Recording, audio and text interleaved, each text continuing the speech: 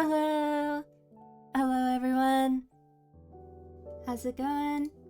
I hope you guys are all doing well. Hello. Welcome to Ami Stream. Welcome in. Hello Hero. Hello Gumbo. Hello Sealies. Hello everyone. I hope you guys have been doing well. Hero, I hope your throat is a little better. I knew you ended stream a little earlier because of that. But I hope RuneScape was fun.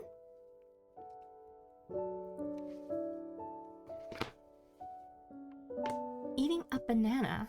Can't complain. Eating. Can't complain. Eating is good. Eating's always good. Nice. New update to the game was cool. Awesome. I only got to see your stream right at the end. I joined and you're like, well guys, it's my throat's feeling a little sore. I think I'm gonna raid out. That is literally when I popped in. I was like, dang it. But from what I could see, the UI and everything looks the same from what I remember. I'm a little surprised. I thought the game was going to look drastically different, but it kind of looks like the same as I remember. Kind of. I don't remember the minute details, but you can... Oh, you can change the UI. Ah, I see. Hi, Ami. Hello, Sillies. Hello. Hope you're doing well. Hope you guys have been having a wonderful week up to this point. I'm still coughing up a lung, but don't worry, I have 2 lungs, as most people do, so it's fine if I cough up one of them. Oh yeah, Hero, we gotta ask Ami about bird math. Bird math? What do you mean by bird math? Oh right, bird math. I don't know what you're talking about. Ami, would you agree that 5 pigeons are worth a single seagull? I don't think so. No, I don't think so. See, I think I could eat the 5 pigeons. I can eat the 5 pigeons, and they'll be worth 5 pigeons. The seagull will swoop in and take my food. So the seagull is a negative, and the pigeons are a positive. That's my math. Hopefully you get better soon, Ami. Thank you. No, Ami, you need both lungs, not just one. I'm sure it's fine. I'll live. Hi there. Hello. Omega Snake Boss. Hello. Welcome in. My name's Ami Rainer. I'm from the Mirror World, if you weren't well acquainted. We just started stream, so you are just in time. We're gonna actually play a game called Mabinogi. I call it Mabinogi, but you know, whatever. Yeah, we'll be playing that, but we're doing a little bit of yapping before that. And there's something about bird math. No, my bird math was wrong all along. This is his Hero. You gotta think about it in terms of food. Everything is food. Everything is food. Everything will eventually return to the earth and become nutrients for the plants and animals. Of course, we think of it in terms of food. She broke the bird math. No. It's the new prevailing bird math theory. I'm also a big fan of Mabinogi. Nice. Yeah, context is I haven't played in 6 years. I want to play again just to see how everything's been. So I'm starting a new account. I played 1 stream last week. Still working through the memory book. I wanted to finish the memory book quickly and do G1 to 3 just to show everyone else who hasn't played the game the OG story. So I'm hoping I can finish that today. My degree is worthless now. No! Oh no, Hero. No. Aw. Womp womp. Oh, that's too bad. At least you have 5 pigeons to snack on. There's at least that. Food, but you need to learn to accept that you are also food, just like everything else in this world. Showtime! Showtime! Yeah, we can start soon. Like my emote? It's a pretty cool emote. I'm squinting my eyes right now. My screen is too tiny. Actually, I only have 1 seagull. Oh no. No, you have negative food. The seagull's just circling around you and just picking off everything you try to eat. Quick, quick, Hero. Finish that banana before the seagull eats it. It's gonna peck away the banana before you know it, and then you'll have nothing. And then you won't even have a banana peel. Oh no. I'm 24k in this game. Oh. I looked at my old account. My old account is not very high level. It was, I think it was only, it's only 15k. My old account was only 15k, but from all the events and all the AP bonuses and everything, I practically maxed out all the skills. So even though I'm not as high level as you, I basically maxed out the skills anyway, simply by virtue of having existed during every event and making use of every event. Not actually playing the game, but playing the game. Not leveling and doing events. It's ridiculous. I was surprised because I tried to log on my main. So for everyone else who doesn't know, they have a system, a relatively new system called Arcana, which is basically they fuse different talents together. So you have like, what is it? Do you call it a spell sword? Basically like magic and a warrior combined together. So instead of doing like a smash attack with a sword, you can do a smash attack and it has like ice element or something, and then it's like, wow, so much extra damage. So like that thing requires you to be like total level 20k and above. And I logged in my main and I was like,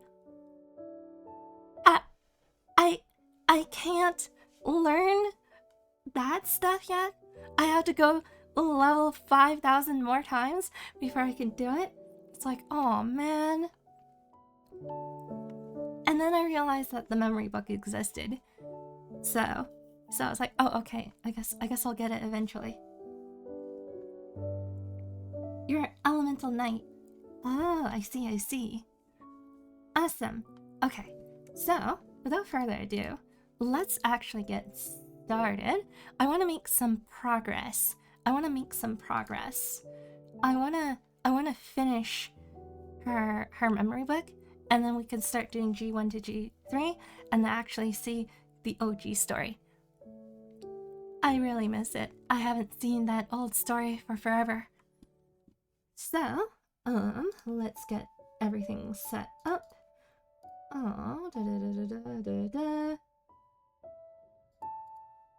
I mean, is this not? Oh, there it is. This should be working, right? I think. Is it working? Hello. Thank you for the follow, Artillus. Oh, Artillus, you dropped by last stream, last week if I recall. Hello. I hope you've been doing well. I hope you enjoy the game. Thank you, Omega. Thank you. Or Snake Boss. Bossu. I don't know what to call you. I'll think of something. Also, miss, I have a small favor if you don't mind. Go ahead. Please state your thoughts while I set this up real quick. Why is this not capturing? I think I had to set it to this one. Why is this one not capturing good? Okay, this doesn't capture for whatever reason, but this one does. Then this one has a border for some reason. Okay. Okay, that's kind of weird, but give me a second. This is still kind of weird. Why is it doing this? Okay, fixed. Okay, and then I will do this, and then do this, and then give me a second. I need to get the audio back up. Okay, I think we're good. Okay. Snake is fine. Crazy event drop. There's a kid in Tier Square who'll give you like level 20k total levels with 2 master talents just for top. Huh? That's crazy. Wait, so you combine that with the Brave boost, that's 40k for free? Can you get me some iron ore in Bari Dungeon? I'm a blacksmith and I always need more ore. I will see if we end up... I don't know if we'll be there at any point. It depends. It really depends. It depends on whether or not I'll ever get to that point. I think if I'm doing midway through G1, I might be. Or there's something here that might be. I'm not certain. Anyway, if I do end up in Bari Dungeon, I will let you know. The level benefits stop after 20k, so you can't... Oh, so you can't stack the kid plus brave boost. Oh, I see. Interesting. Okay, so at least that makes it... Wait, no, you can still abuse it. Because Brave Boost gives you 1/5 of the levels, which means that you could do the 20k on a fresh character and then get Brave Boost after. So you'd be like 24, 25k? If you end up there, don't forget a pickaxe. Oh, I won't. Don't worry. I think I planned on doing some stuff there to rank up mining a little bit. If I end up in that dungeon. Okay, anyway. So we just logged in. What's going on? Character stats have been rebalanced to ensure uniformity across all races. Oh, that's different. So, if I'm understanding correctly, in the past, humans, elves, and giants have slightly different growth rates. But I guess during this update, something about that has changed. Interesting. Might want to read that later. Okay, first master plan will remain. You get the following: a whale selection box. Would you like to receive the rewards now? Make sure to have enough space. You unlock. I will claim later. Sasha's rental redux. I will claim later. Okay. Oh, it seems Remy is looking for you in Tier Gantel's town square. You should go see Remy. Oh, so that's the boy. Okay. Or kid, I don't know. Boy, girl, Remy? Okay. So, if you noticed, we're a little taller than before. We're 11 years old. We've totally grew a whole year taller. Look, we're taller. We're physically taller than last week, if anyone remembers. Remy's a girl. Happy birthday. Oh, yeah. Yeah, technically, the birthday is on the Wednesday. Yay! Because we created our character last week. So it's like our character's birthday. Yay! We're 1 year older. Oh, finally. You're 4 foot tall. Yeah, I was like 3 feet. I was like, oh, I was a small. I was small. I was small. I'm so much taller now. Look out, world. Ami is here. Just a whole foot taller than last week. Oh, what is this? Oh, the VIP stuff. Oh, I guess that's part of the event. Okay. So a bunch of our stuff kind of expired since we didn't do anything for a week. So that's unfortunate.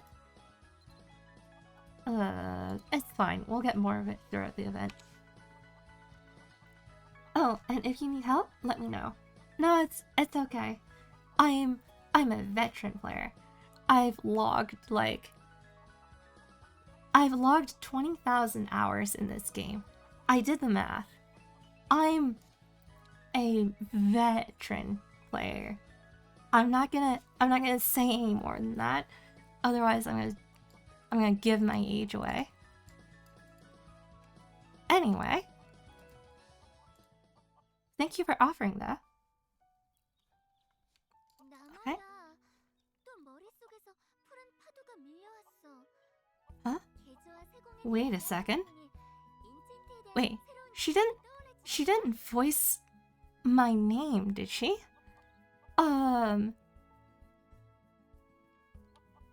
I don't understand Korean, so I don't... Maybe that's just a coincidence. During the event, everyone has the VIP for free for 2 months. Oh, I see. You can tell I clearly didn't read any patch notes before this. I would be reading patch notes if I was as addicted to the game as I was back then, but for now, we're really playing this just for the purpose of showing my viewers the game that practically defined my childhood and teenage years. Have you heard of enchants? I have heard of enchants. Wow, impressive. I can't believe how knowledgeable you are about these things. I feel lucky that I get to share in your adventures. James, redeem hydrate. Thank you for the hydrate. Hello. Welcome in. You have such beautiful, healthy-looking teeth. Why, thank you. Thank you for the, compliment. Actually, this is how I was born. I always look this way, but I could change it however I like because, actually, I use the pawn shop to, change my appearance at any time I want. Actually.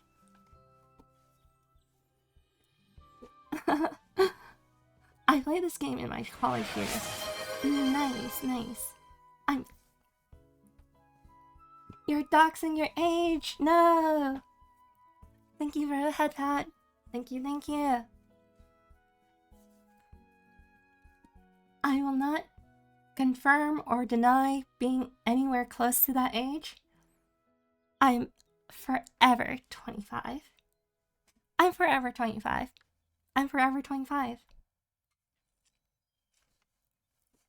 The chicken just turned into a hottie? Oh yeah. It probably was a person, another player, that transformed into a headless chicken. A cooked headless chicken.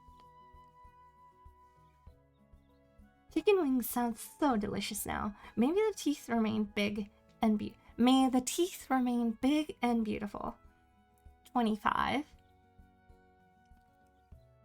I'm forever 6'7".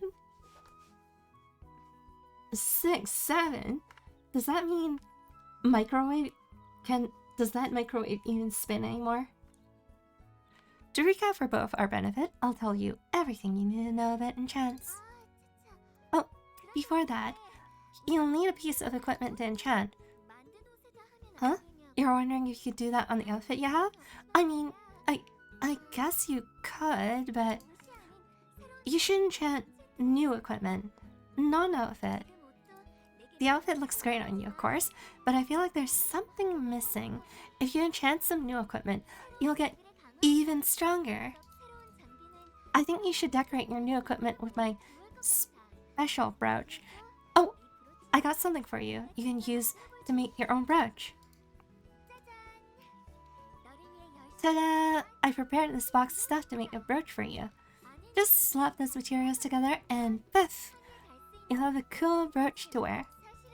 Actually, I wanted to make it for you myself, but I figured tackling as a hands-on project would help you learn the craft yourself, but at least you get to benefit of the materials I gathered. You know, I'm thinking, as much as I like hearing her talk, I might have to turn off the voice. I mean, my volume is relatively low, so you can't hear her, but I want to listen, but I'll be distracted and it will take forever. So let's turn off voices. And would that work? I don't know if that does this. Okay, it does. Okay, glad to do it. Food is my age. Let me try. Beep, beep, beep. Kaboom. Wait, James, no! James is gone. I do like Blaanid. She was an adorable friend. I actually don't remember too much about her because I think I did complete the original memory book, but it's been like a long time, so I don't remember. I legit don't remember her storyline. I don't know if it's changed with the updated Brave boost. I don't know if it's any different. We're here to find out. I found James's legs. They're over here. Or, James, you'll be remembered. Stopping women from talking. Hey. Are you looking at who you're talking to? James doxed. Oh no, put those feet away. You can't show those for free. After equipping a handicraft kit, just use the handicraft skill in the life tab and make a brooch of memories yourself. I selected top-rate materials just for you, so it take an astonishing level of incompetence to screw this up. So, no worries, right? Now, just pop open the gift box I gave you and use the handicraft skill to make a brooch of memories. What? Okay. So, here we go. So, like I talked to you guys about before, this game has a bunch of skills, and handicraft is one of them. I wonder if the town music's too loud. Hold on. I do be wanting to lower this a bit. Okay, that's a bit better. Okay. Okay, so handicraft, we can always press the button, or we could put it up here, but whatever. So you can craft items this way.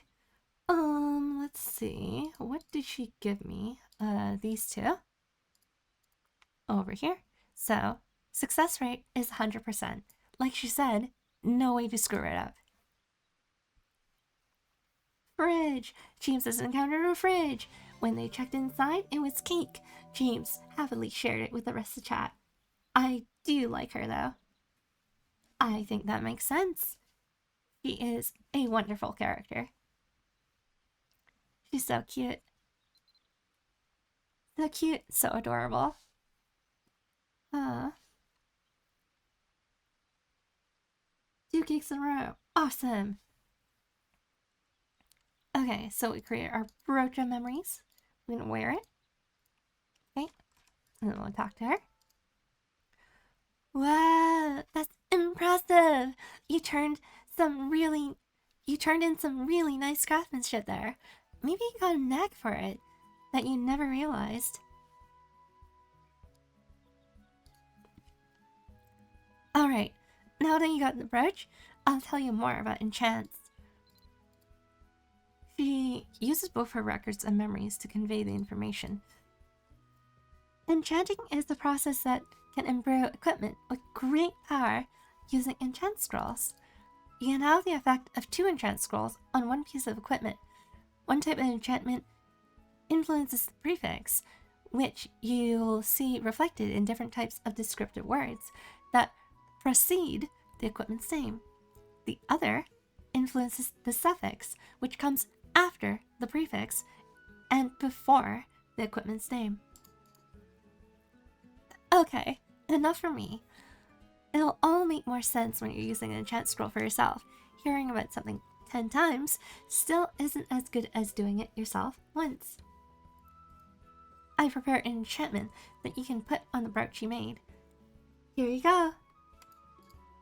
One is a prefix enchant scroll and the other is magic powder. Hold the enchant scroll in one hand and magic powder in the other, then use the enchant skill. Pretty simple, right?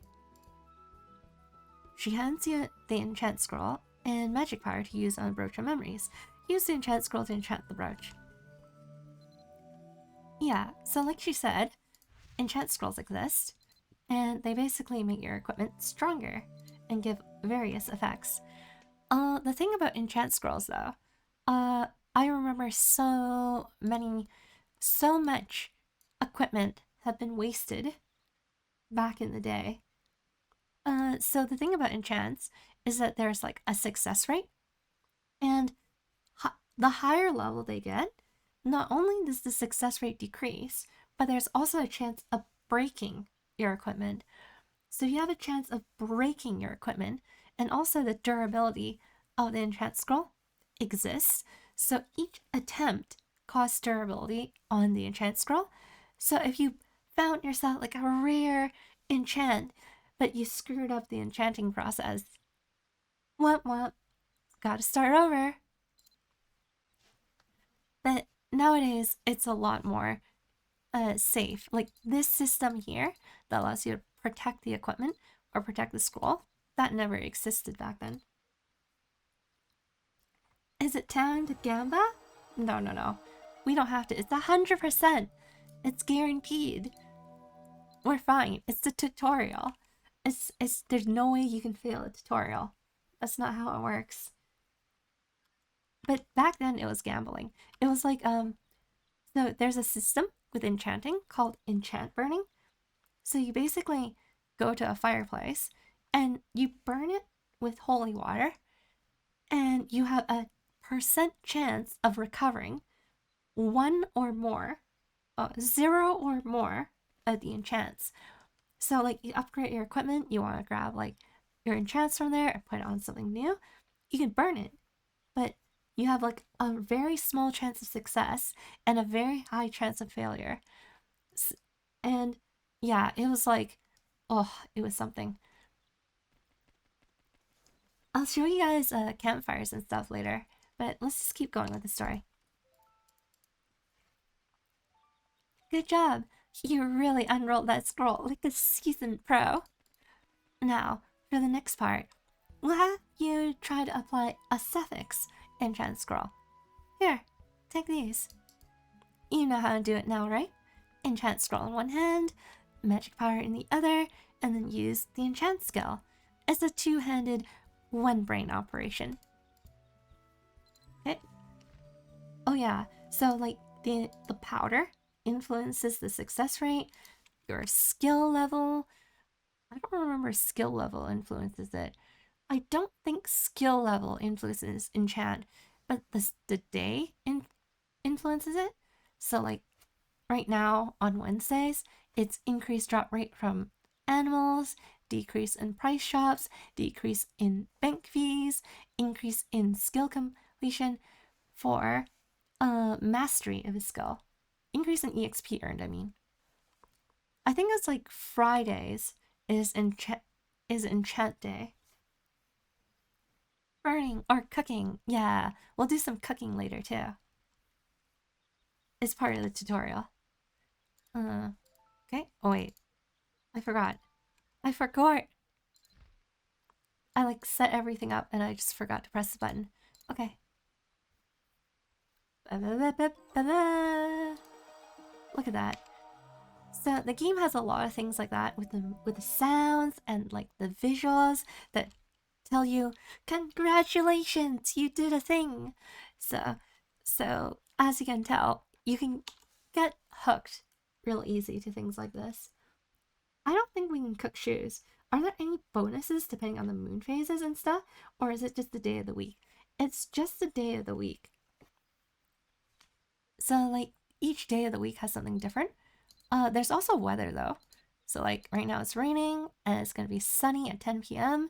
and then cloudy at 10:20, something like that. You can also set alarm clocks, and they could be based on real time or game time.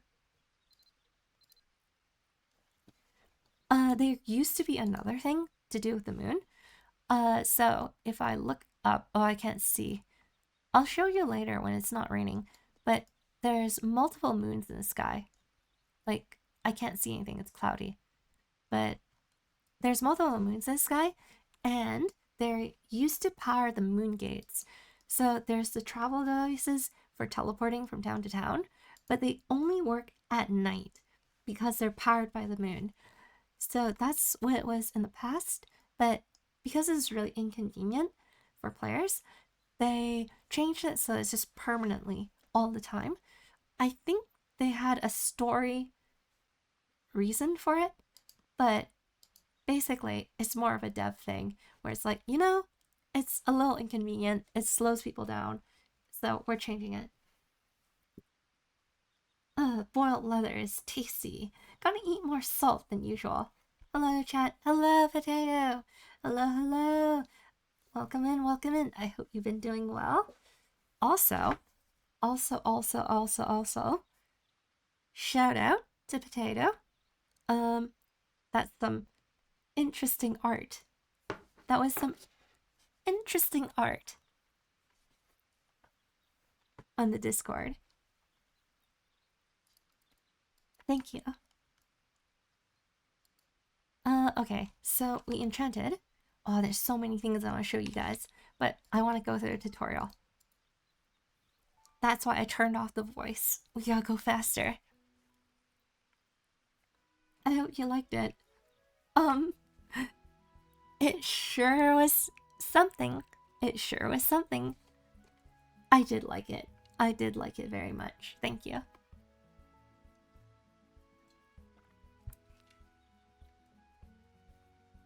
Yura said you would. I do, I do. It is quite something though. I laughed so hard when I saw it the first time. Looks like you successfully used the suffix enchant. You seem pretty handy at this. Maybe I'll beg you to enchant some stuff for me later. Huh? What's that? You're wondering if it's possible to ask someone else to enchant for you? Well, according to my info, you can ask someone to use an enchant scroll on your behalf. So naturally, when someone wants to apply a high rank enchant, they turn to enchanting experts to give them best success. When is this useful?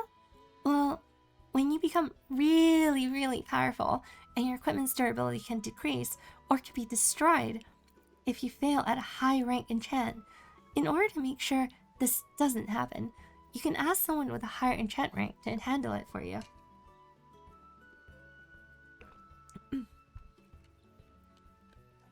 Potato is my goat.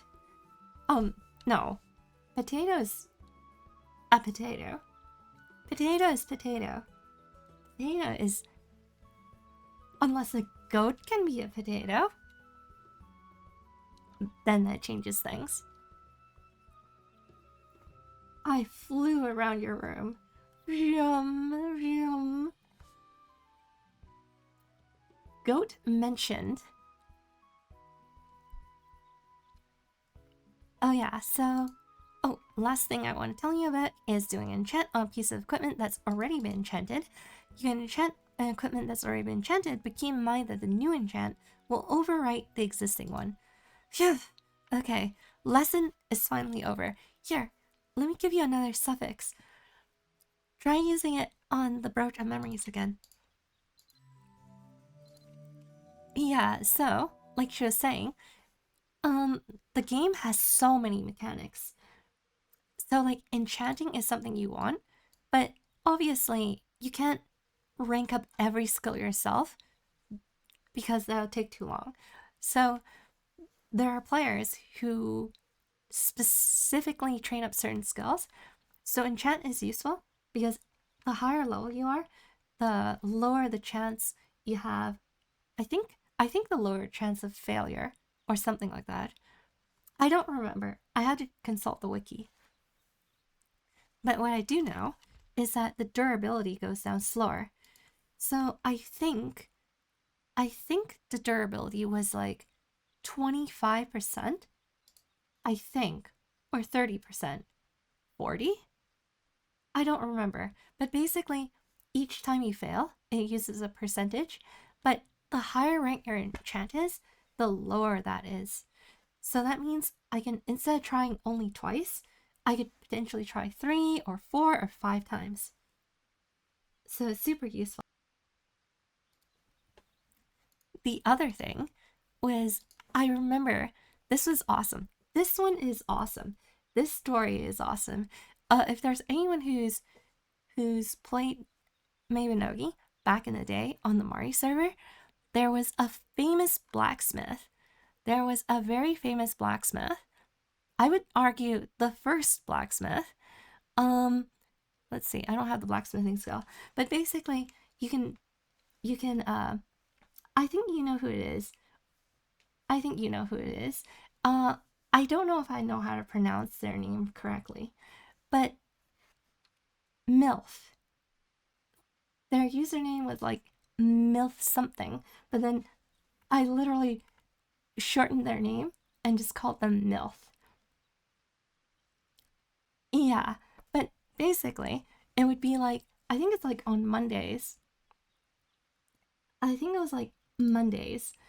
Mondays was like the blacksmithing day. So, like, higher chance of success. So, everyone would be lining up in the blacksmith town. It's like a huge lineup of people.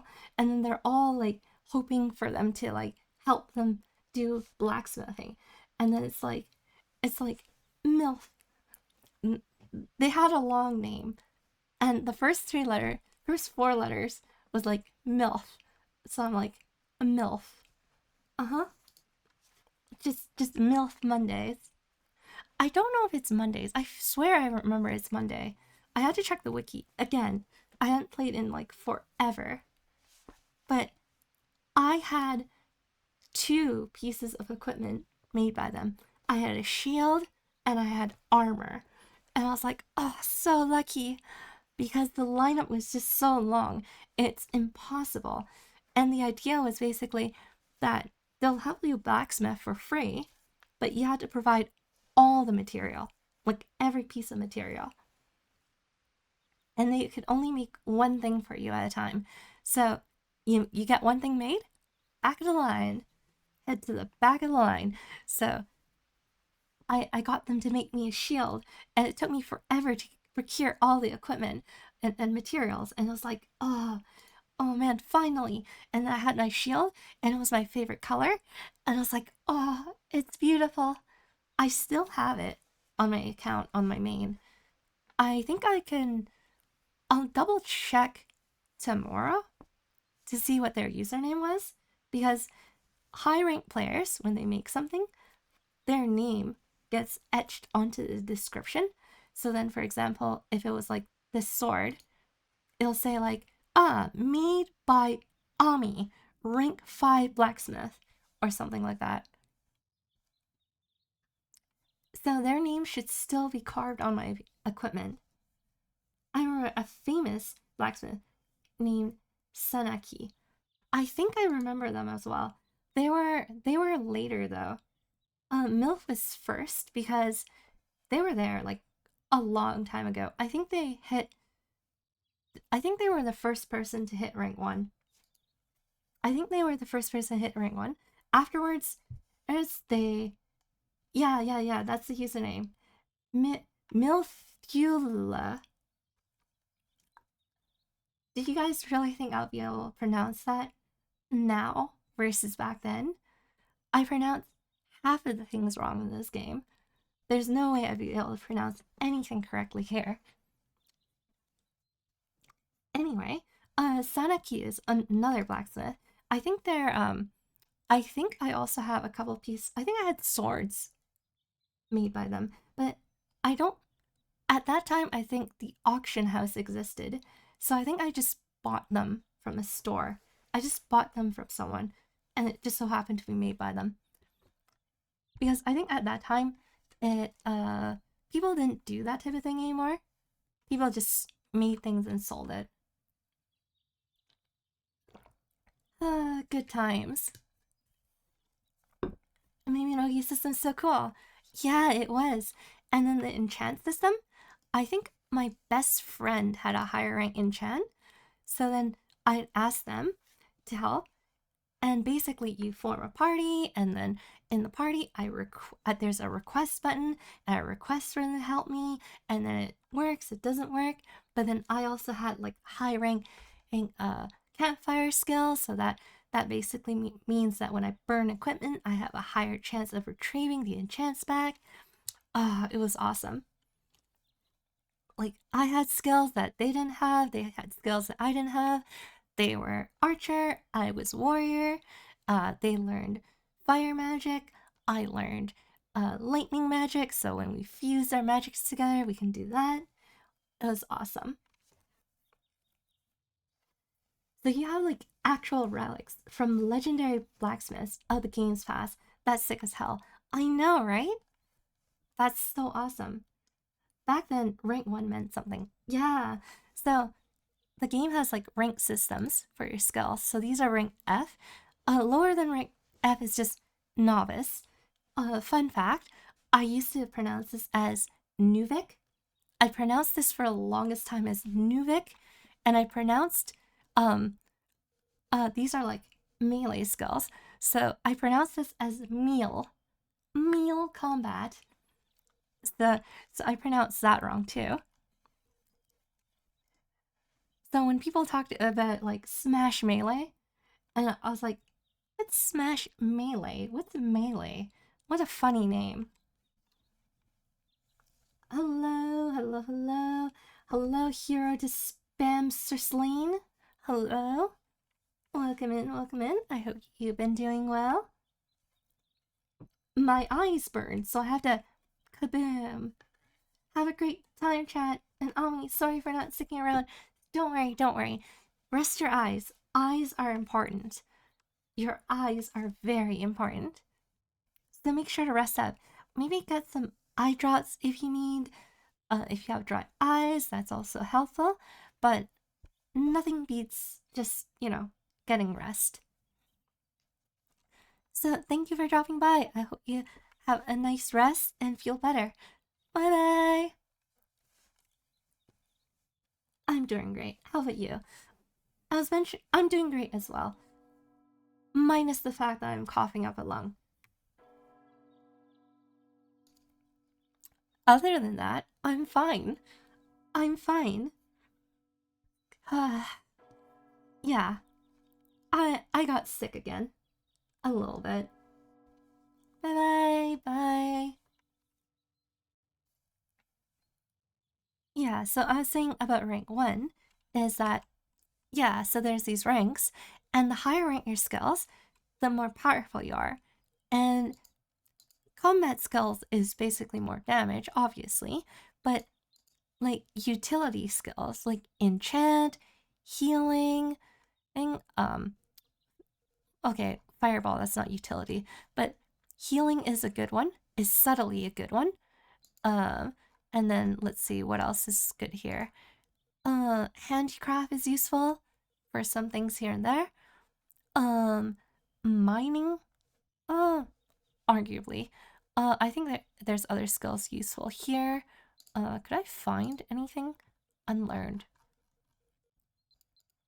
Hold on. Oh, weaving is important. Weaving, potion making, and carpentry. There's like a lot of skill. Blacksmithing. There's like a lot of skills, which if you can get it to rank 1, you'll be like someone special. You'll be special, you'll be famous because it'll be like, oh, I need help doing this thing. It's like, oh, I know that person. That person has rank 1 blacksmithing. They can get you hooked up with some awesome equipment if you need it. It's like, oh, I just gotta grab the material. Stuff like that.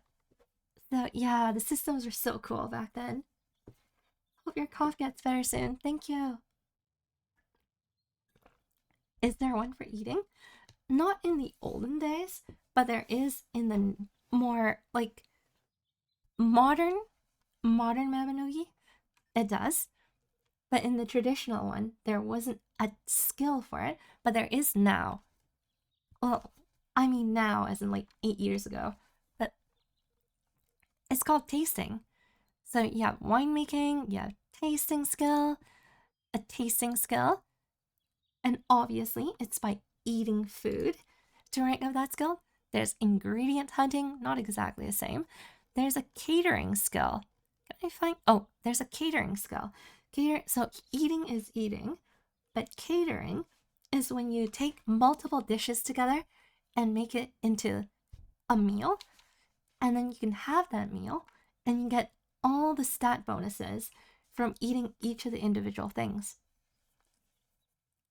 So it's awesome. So if I just show you some food, does she have food? Yes, she does. Okay, so she has like this potato and egg salad. Sorry, potato. If you eat this one, it gives you 21 HP, 2 strength, 4 dex, and 8 intel. It lasts about, I don't remember, I think approximately 5 to 10 minutes. Don't quote me, it's been too long. But it lasts a short period of time, and it gives you some temporary stat bonuses. So it's really good if you like need the extra stats to do more damage, or to fill a certain requirement. Like, if I look here, I don't know if I have it because it's a new character. There. Okay, so there's 3 titles here: the wise, the strong, and the skillful. So each of these require you to have 200 of a particular set. The wise requires 200 intel, the strong requires 200 strength, and the skillful requires 200 dex. But it counts even with bonuses.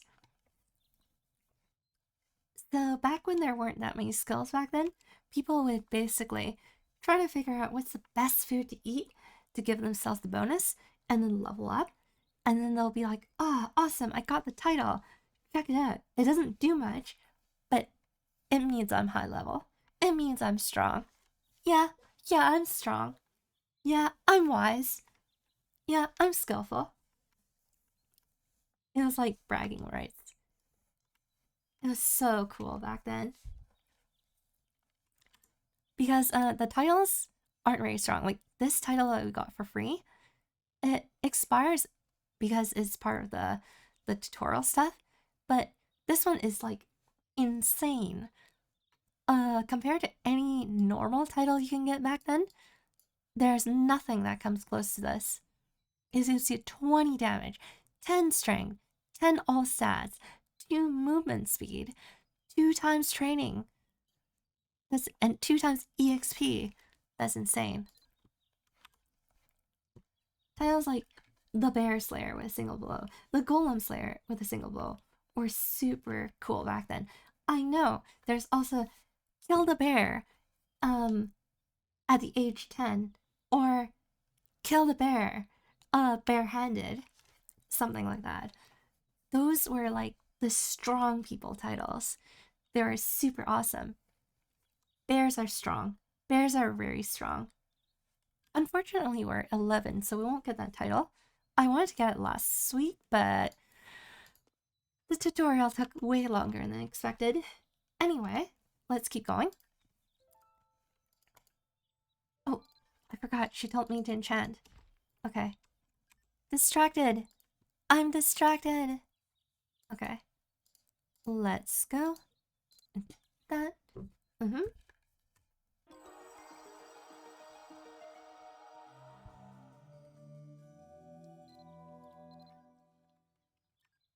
Okay. Awesome. So this one gives us some MP, some magic attack, some damage, but one of the enchants depends on your total level. So that's gonna go away partway through. I think we're not even 2,000 yet.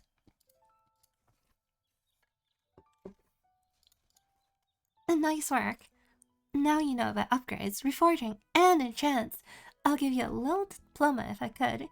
In lieu of that, I'll just tell you I'm proud of you. Before I forget what we're talking about, let me write it all down in the memoir.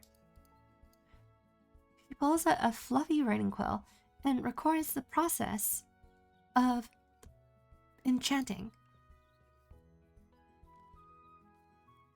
I didn't include this in the explanation because there's so much else to cover, but I jotted down some of the information about how magic power can be purchased from magic school teachers.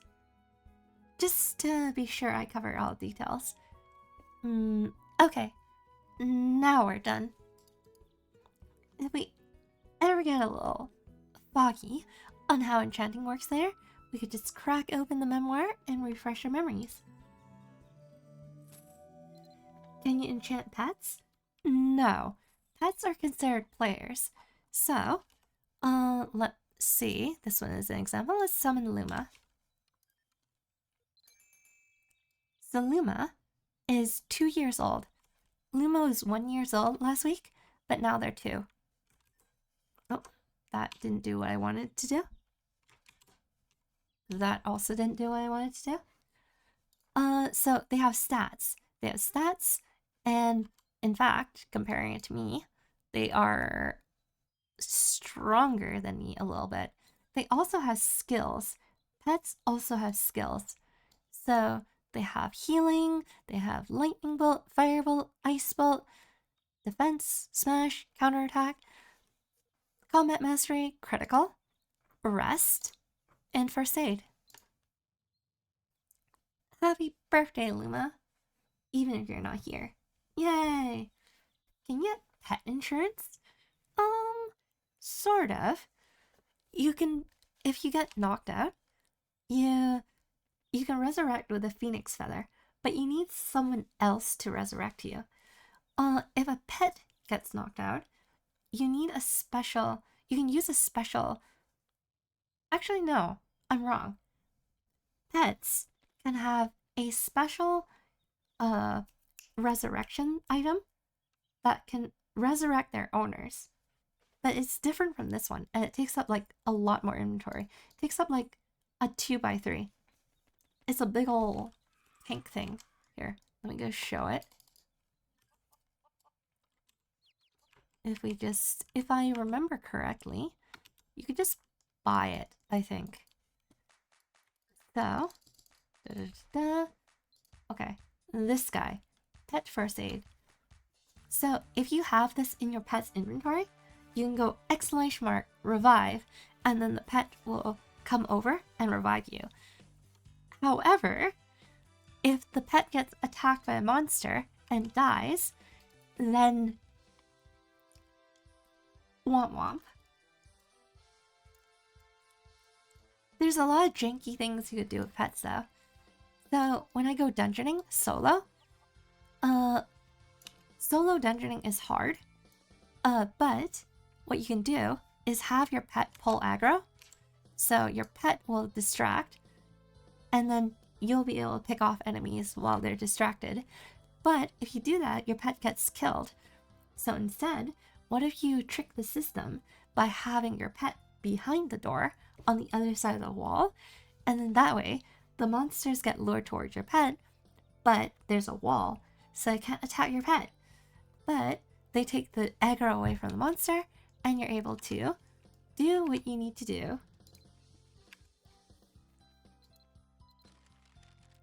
Good times.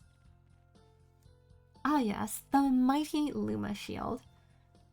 Oh, there's also something special about pets. My macros and hotkeys aren't set up in the game properly, but basically, you can do something like this, set guidelines. So they come pre-loaded with 4 different modes for the pet. Auto attack mode is very basic. It just attacks. Collaborative attack is when it attacks whatever you're attacking, which isn't very good. Healing mode, which is also not very good either, because anytime you take even 1 HP damage, it'll attempt to heal you. What you could do is you can press new AI and you can create if-else statements here. So you could create a new role and then you can basically dictate what your pet will do in combat.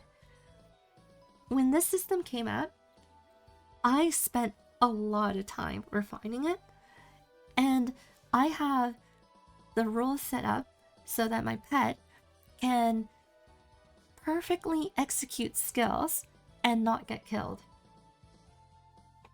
It's not perfect, but basically means it could stall one enemy without taking any damage.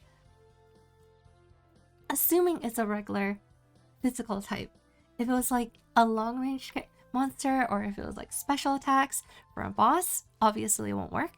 But if it's a regular runs up to you to kind of hit you kind of type, then it's 100% foolproof. Whoa, you can code your own pet? Yes, sort of. So for actually 100%, they changed it. Back then, it's just if-else statements. So it'll be something like, if pet is targeting the enemy, if pet is recognized by enemy. So I could go like that, and then I could go, oh, what did I do? Skill availability. I can make it, I could do certain things, blah blah blah.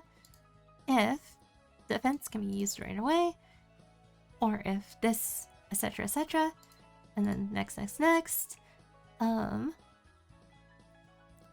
Prepare a skill.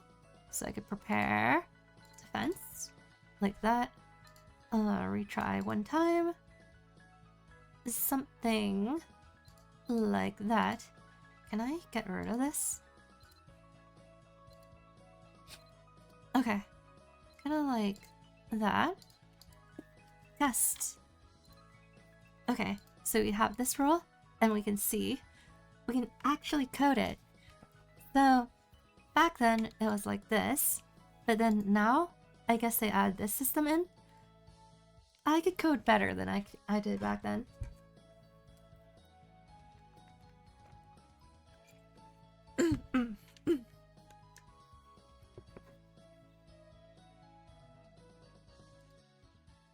Excuse me.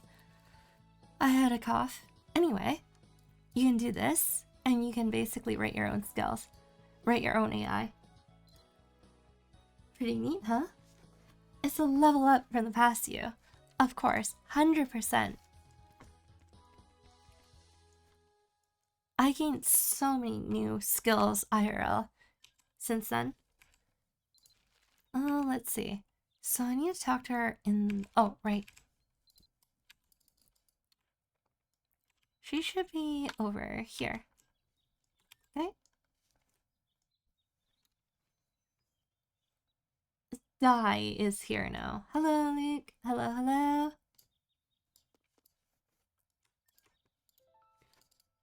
Oh, but seeing as I'm invisible and all, you should probably be the one to talk to her. Wait, was that a glitch? I don't know what... That's weird. Okay, never mind. What is it that you're missing? That's it. It's a weapon.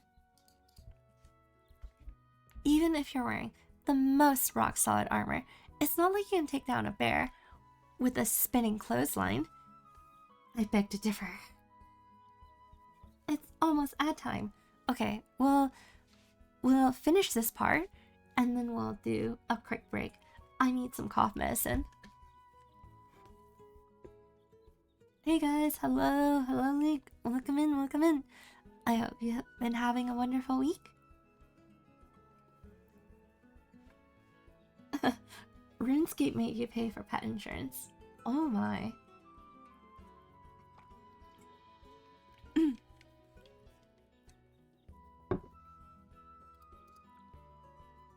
That's why I think your final stop on the road to perfection is a good weapon.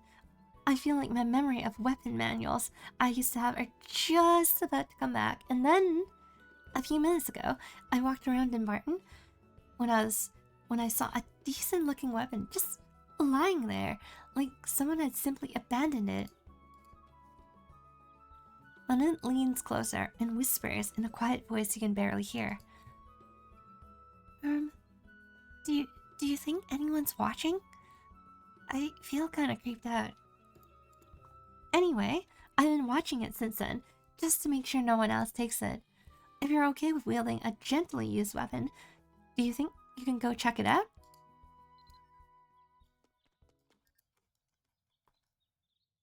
Look at that. The blade looks like it's been abandoned a long time ago. The rusted fittings and dulled edge indicate it's been left on the elements for quite some time. It doesn't look like it could be particularly useful in this condition. What do you think? Looks pretty decent, right? I know it's pretty dull now, but we can make it serviceable again if we sharpen it and polish everything up. Dai means older brother. Sheesh. You've confirmed you're old. Congrats. You're an older brother? Older brother just entered the stream. Hello, Ning-chan.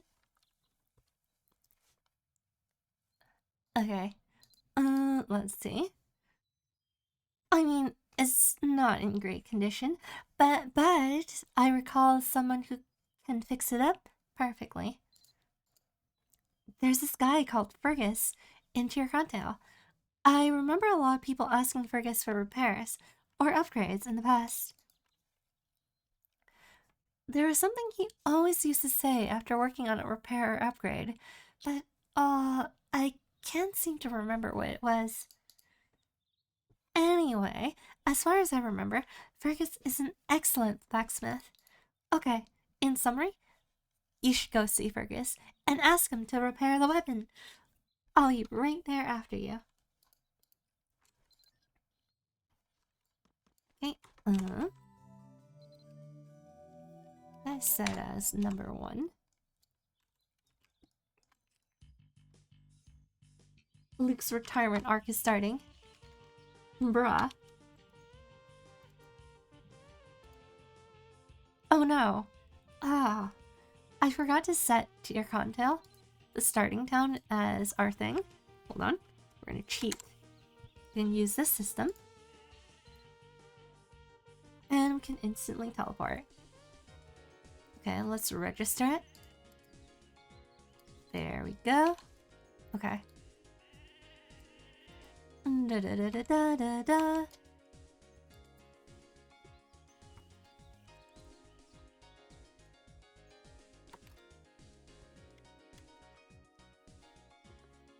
Okay.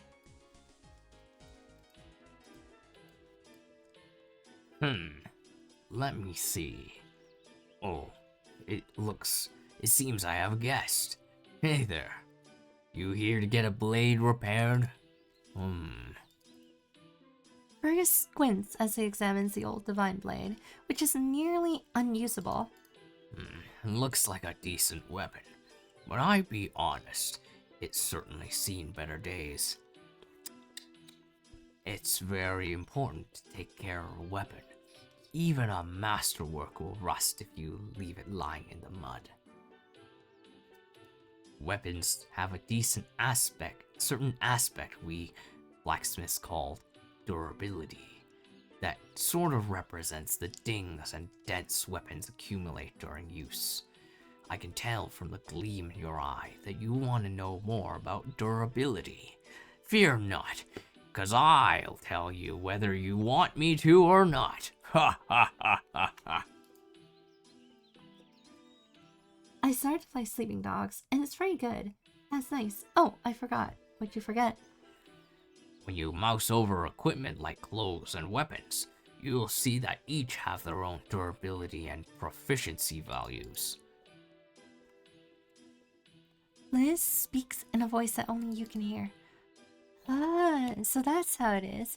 Come to think of it, proficiency was something that came up when we learned about upgrades, right? Using an item will decrease its durability, while proficiency will rise as you become familiar with it through use. A weapon's durability gets low, that's when you come to me or another blacksmith for repairs. The success rate of repairs and the fees charged for the service will naturally differ depending on the skill of the blacksmith. Us, you don't need to bother with any of those guys when you got me. Ha ha ha ha ha. Fergus thumped his chest with a hammer, laughing raucously.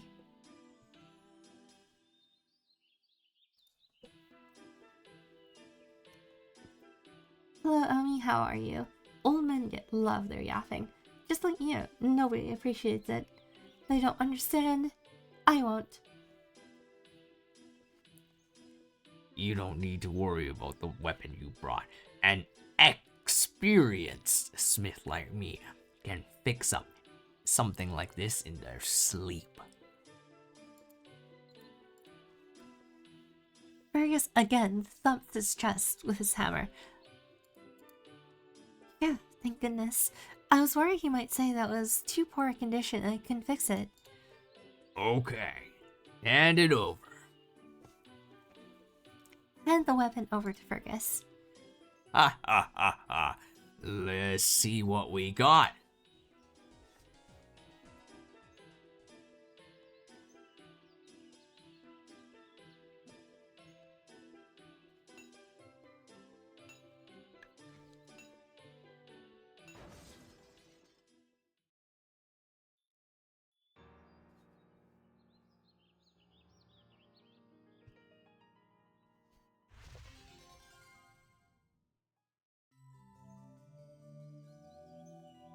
Blaanid is stunned, unable to move.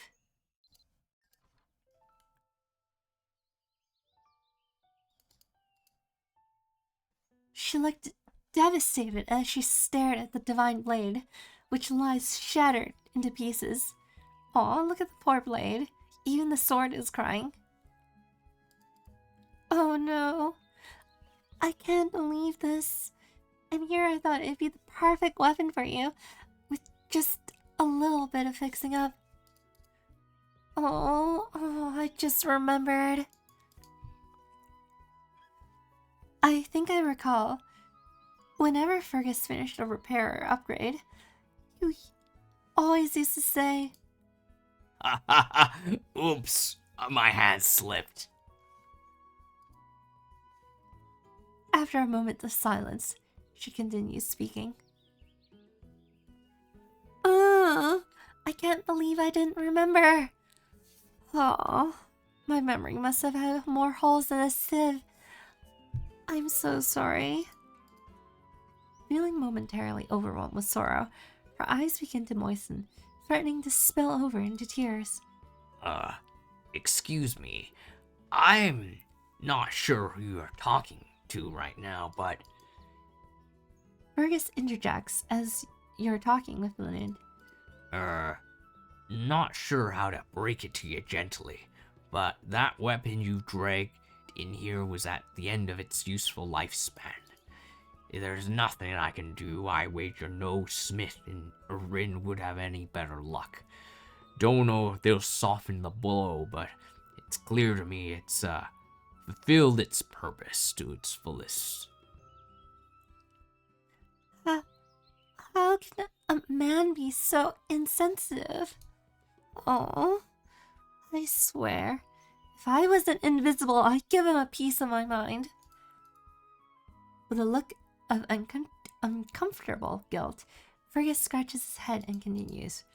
It was an honest accident, but seeing how disappointed you look, now I feel kinda bad.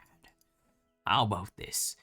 To make up for it, I do you a favor, completely on the house. I can help you with anything related to equipment, except trying to patch up a shattered weapon. Ha ha ha ha ha ha. But Fergus, He's starting to grate on me. I'm not even sure why. You mull over what sort of equipment-related favor you could ask Fergus for. You know, I'd rather not ask Fergus, but remember how I was fretting about weapons before? I actually remembered a weapon manual I used to have.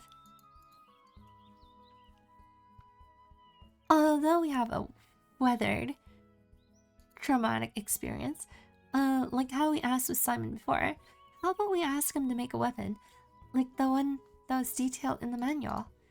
We won't have to prepare any materials, and he probably can't damage the manual with those butterfingers of his. I say we have nothing to lose. What do you think? Trying to force a smile, she pulls out a manual from her bag, but just in case, maybe ask Fergus to be careful with the manual? Alright, so let's take a break. Let's take a break here. Oh, let's see what I miss. You don't like the chair? I got the thing for you. Hero will protect me. I have some Cheam's legs for you if you help. That's cheating. Why must you both do this? Gumbo started it. I'll do a better offer. So many legs. A pigeon with salt. That's cheating. I say we burn his shop. Yeah, just burn the place down. Gosh darn it. So the thing about this is he's the beginner town's blacksmith, so obviously he has the lowest rates. Oh, you nodded. Fergus started to examine the manual. Oh, that's some ornamentation on it that looks like a forget-me-not flower. Ah, I see. Yeah, that's what it's going for. After examining the manual, Fergus nods once, as if he's made up his mind. Good news. I can make this no problem. I think I got all the necessary materials. Just sit tight and I'll turn this out as soon as I can. Though, while I'm working on the weapon, you think you can do me an itsy-bitsy favor? I say I got plenty, but I might not have enough large nails. That's why I greatly appreciate you could find it in your own kind, generous heart to rummage up 5 large nails for me. Nails, huh? Oh, right. I've seen them in Martin. I remember seeing nails fall from when people hit lampposts or signposts. I do my best to bring this weapon design to life. In the meantime, I'd real appreciate some large nails. Okay. Okay, we really need a break now. My voice is dying. I second that. A crime. Nobody will know it's us. I will. I'll snitch. Just ask for a butterfly knife and call it a day. No way. My way. Alright, so let's take a quick break. I desperately need some cough medicine. So,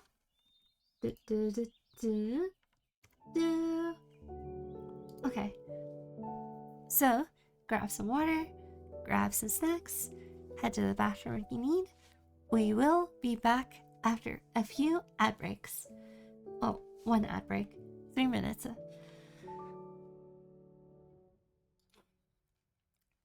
We'll be back. See you in a bit.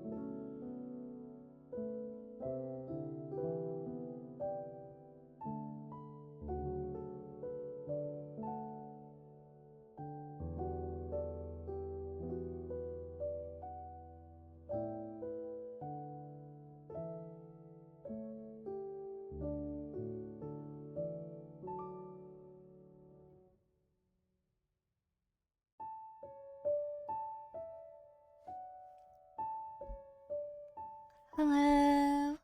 Hello, everyone. I'm back. Welcome back, Ami. Thank you. Freezer. Steelix has encountered a freezer. When they opened the freezer, it was a drumstick ice cream cone. Classic vanilla caramel. Hello. You know, I think I forgot to show you guys something. I've talked about this game so much. I showed you guys so much of the game, but I haven't showed you guys the original trailer. So, let me look for the original trailer. And then it used to be in the game files.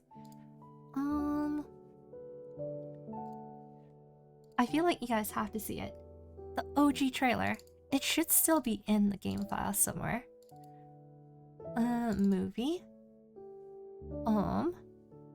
Opening. Opening G2. Opening G. Area. That's odd. Is it not one of these? Hold on. Where is it? I feel like it's not here. Enter dungeon guide. G2 US. Hold on. I think I found it. Okay. It's this one. It's time for time traveling. Okay. So, we're gonna just add that to here. Give me a second. Do I know how to do things? It's a media source. Okay. And then browse. And if I could find it. It's just all media files. And this one. Okay. Where is it? Where'd it go? Oh no, I can't find it. Okay, that didn't work. Let's not do it this way. Okay, I'm gonna do it an alternate way.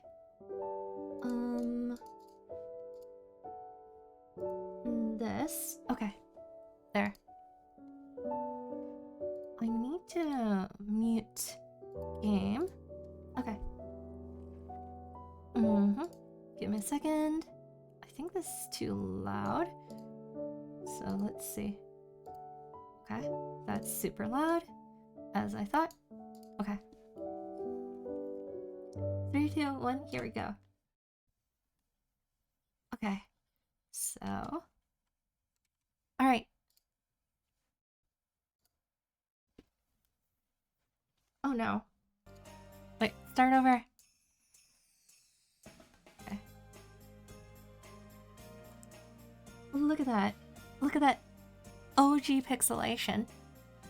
I think it was like not even 720p at the time.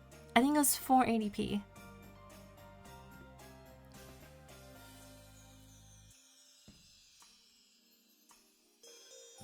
So then this is like the trailer for the game back then. Just to show off the things that you can do. Harvesting, the cooking, the fishing, the shearing. You can go to a magic school to learn magic. You can do some mining. There's a whole dungeon for mining. You can grab some barley or some wheat, potatoes, milk. Obviously, you can do some weaving. You can mine and craft. Yes. You could do the mining and crafting.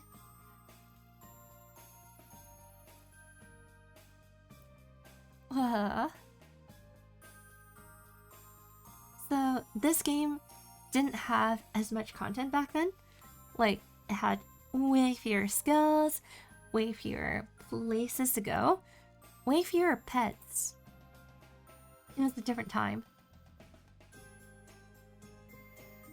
Oh, and then you also see their skill system too. So, monsters can use skills, and you can see the skills they use. This is scary.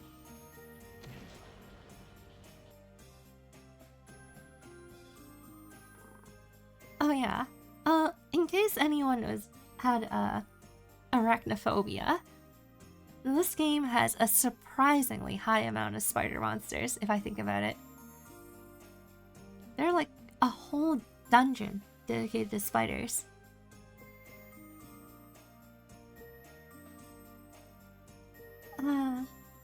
Oh, such cute spiders. Yeah. Spiders are so cute.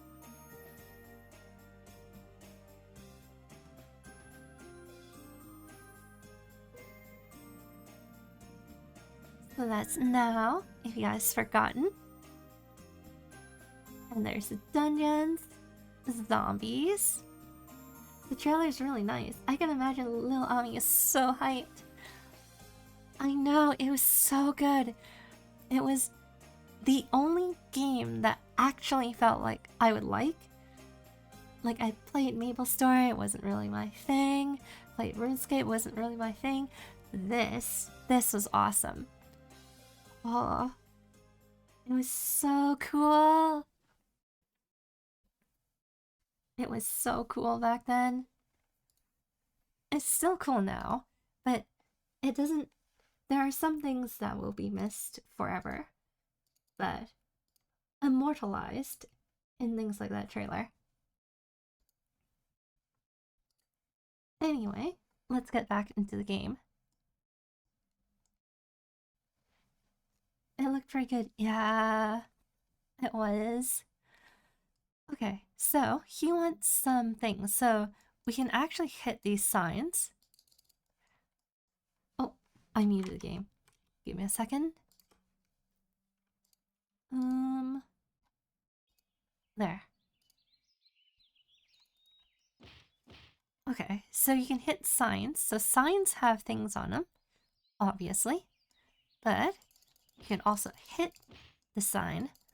And not only that, you can summon your pet to help you hit the sign. Okay, come on. Over here. Over here. Okay. Okay. The angle wasn't quite right. There's definitely some jank. Okay, there we go. Drop some small gems. Drop some nails. The graphics haven't changed too much. No, the graphics have not changed. It's using the same game engine. If, who was it again? Either it was Art or it was someone else who mentioned that they're doing a swap, an upgrade to Unreal Engine, but that's still in progress. Oh, I'll keep this for later. Yeah, so you can hit and get gold. Oh, there's also, so Gumbo, you mentioned, is there like a tasting skill? There's also a body skill, a body system. There's a system about your figure. So there's upper body and lower body. And what that means is if you eat certain foods, you can increase the size of upper body or lower body. And you can also increase or decrease fat in the game. So right now, as a small child, and because I didn't eat any food, we're the default size for everything. But if we ate, let's say, a wheel of cheese, we'll increase fat and we'll also increase lower body. Can you work out your torso? And maybe ignore arms and legs?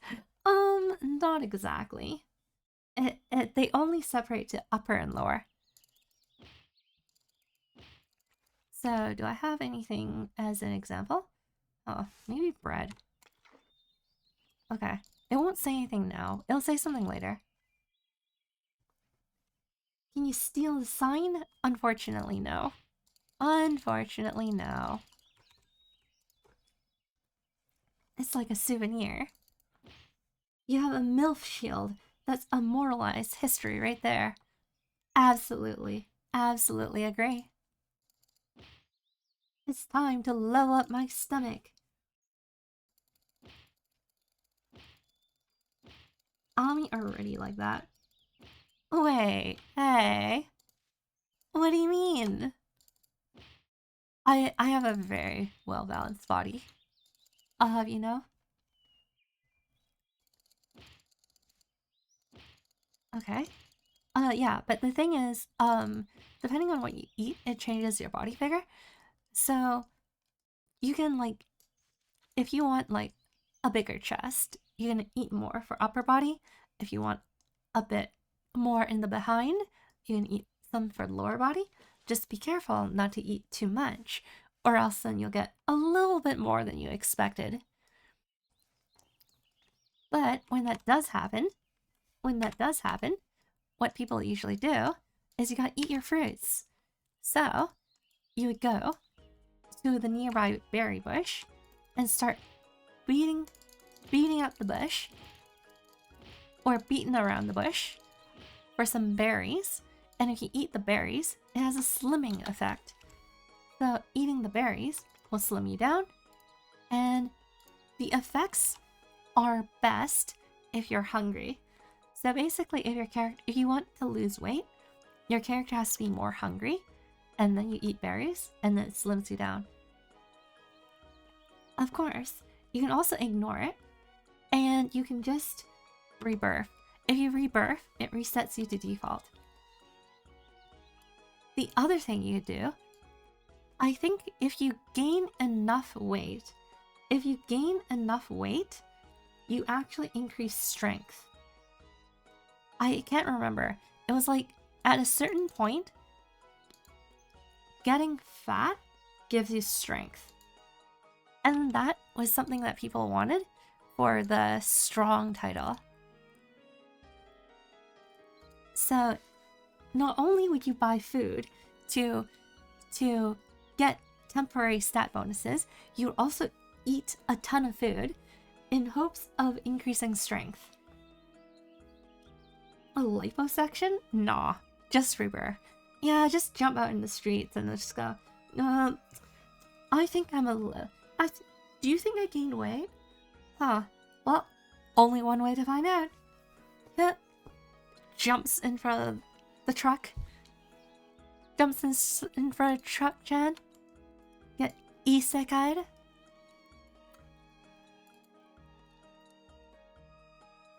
Wait, so fat maxing is beneficial? Yes. Actually, getting fat has more upsides than downsides. The only downside was your clothing looked funny. Like, because it's kind of blocky, your clothing, like, starts interfering with the rest of your equipment, and it looks really dumb. But otherwise, you're super strong. Good to know. Never eat fruits. You're gonna lose all your gains. You're gonna lose your gains. Luke is here, the great, the unstoppable, the one that legends whisper about.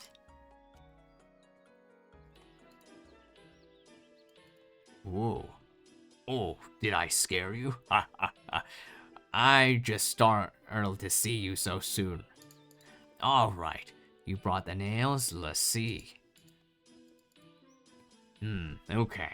This nail goes here. Oh, look, you lost some weight. Your legs got slimmer. The berries worked. Do you know how fat you can get before it puts a limit? Quite fat, actually. Let me look it up. So, wiki, Mabinogi, appearance. Okay. So, save image over here, and then just add an image.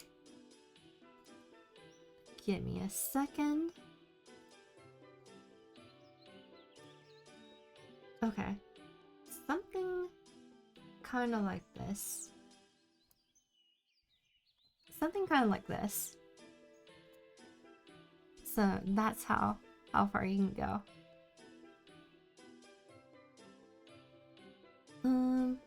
Anyway, gonna remove that off the screen. I think you can go further than that, but yeah, basically it changes your appearance. This one should hold there. Alright, I think that's about ready. Come on over here. Fergus hands you the weapon you made to the design manual specifications. I was expecting it to become a block. Let's see. Do I have a... Okay. So this is a character. This is... Oh, this one's different. This is a different effect. Hold on. Yeah.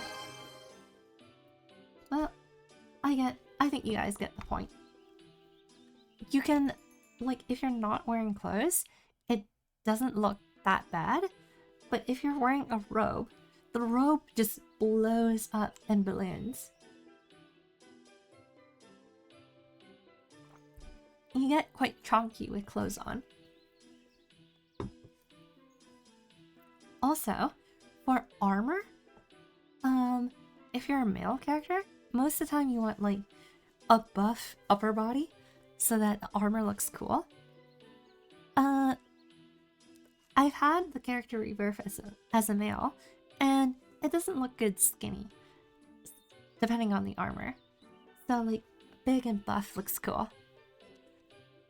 So I would always eat a ton of bread because bread increases upper.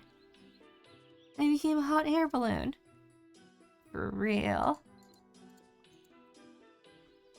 This is way beyond what I was expecting.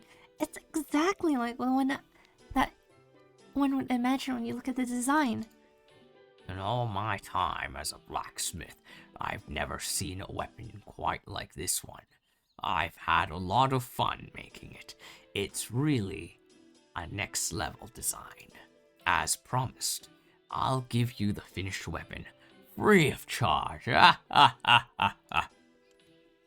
Pride in his handiwork, seeming to be all the compensation he needs for this job, Fergus thumps his chest with a hammer.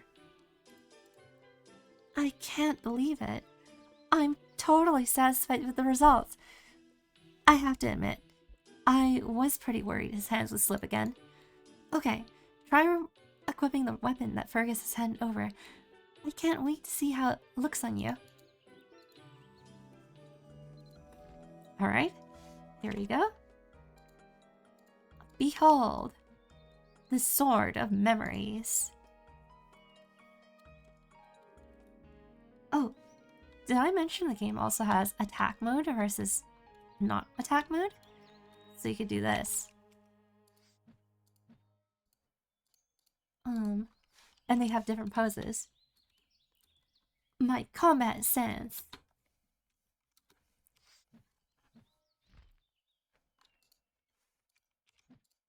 Anyway, okay. I wonder what kind of memories come drifting back. Oh, wait. Oh. What? Wait, what? Oh, I unequipped it. Whoops.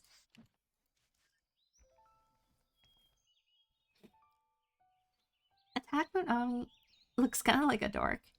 Actually, I'm not a dork. Actually. Oh my god, there's an emote like that.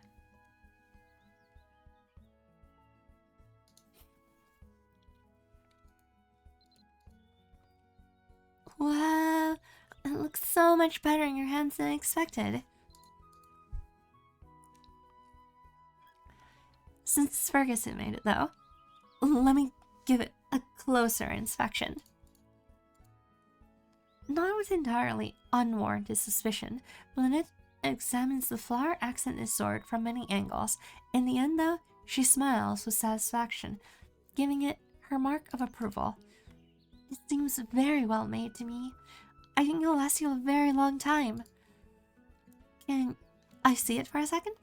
Just like I did before. I'll transfer my weapon-related memories into your weapon. She takes the weapon and strikes the same pose as she did before, transferring her memories. She slowly closes her eyes. Here goes. Blaanid focuses her power with a shout, and the weapon flashes briefly before it returns to its original appearance. I transfer a few memories that might prove useful to you, including a few that are related to enchanting, upgrading, and reforging. There's another enchantment you can do to a weapon too. It's called a special upgrade. Your expression says, "What's with all these different kinds of enchantments? I can't keep track of them all." Honestly, I'm just as confused, but special upgrades are just for weapons. Trust me, it'll be super helpful to learn them. Too bad there aren't any special upgrade forges here. Blaanid turns toward Fergus and waves. I know you can't see me, but Fergus, I hope your hands don't slip next time. Thanks again, and take care. Fergus looks around with a puzzled expression on his face. Okie dokie, let's head back to Dunmartin.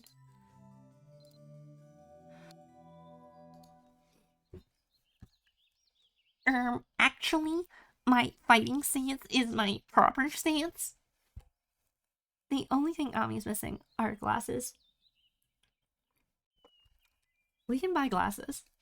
That's the thing. Do we have enough money? Is the problem. Let's see. Hold on.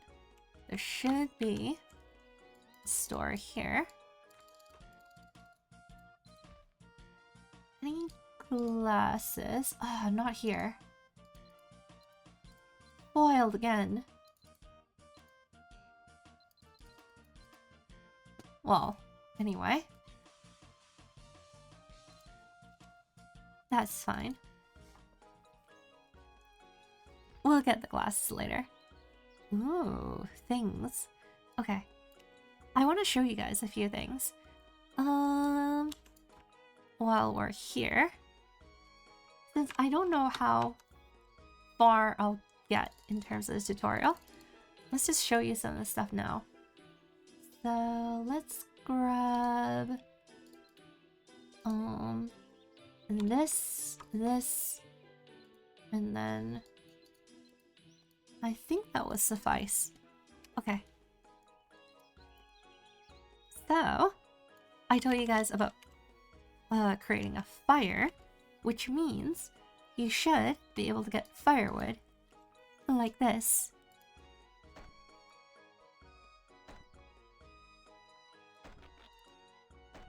You missed and almost chopped your pinky toe off. Your axe bounced right back off the bark.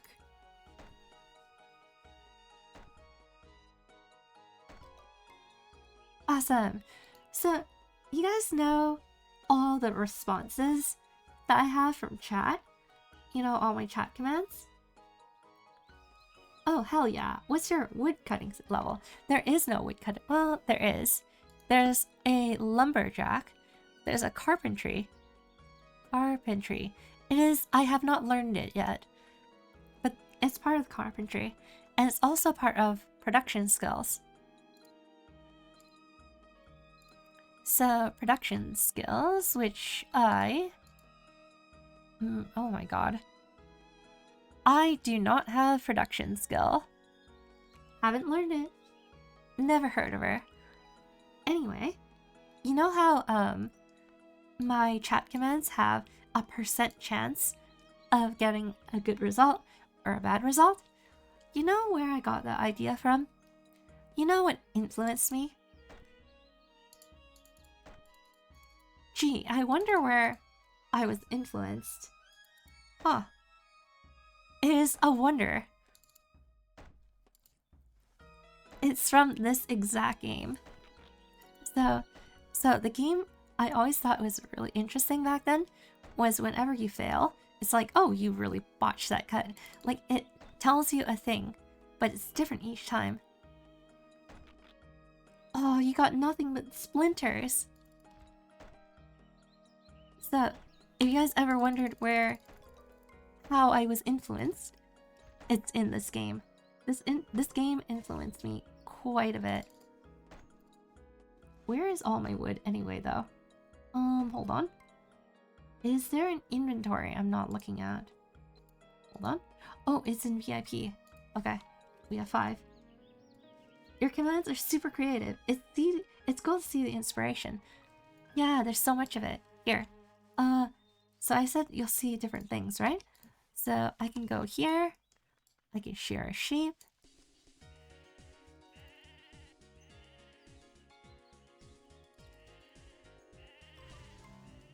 Awesome. Oh, it walked away. Oh no, it walked away. Aw, the sheep moved and spoiled your shearing.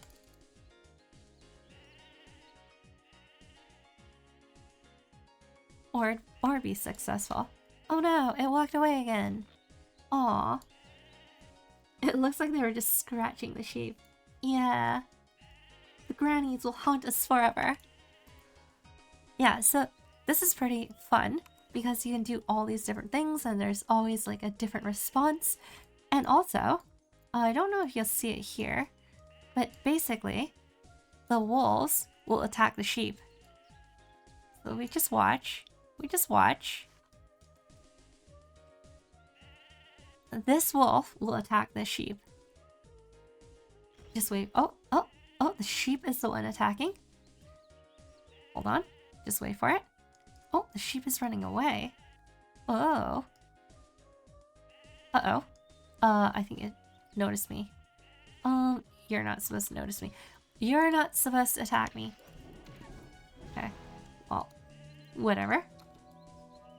That's fine. That's fine. Lamb chops sounds wonderful. Yeah, so basically the wolves will attack sheep and then the dogs are here and they will protect the sheep. It's like an awesome little detail. They're not just hanging around for no reason. Anyway, I don't need this, so I'm gonna drop it. Oh, and let me show you an interesting thing you can do. Here. If I go over here to a place with a few more monsters.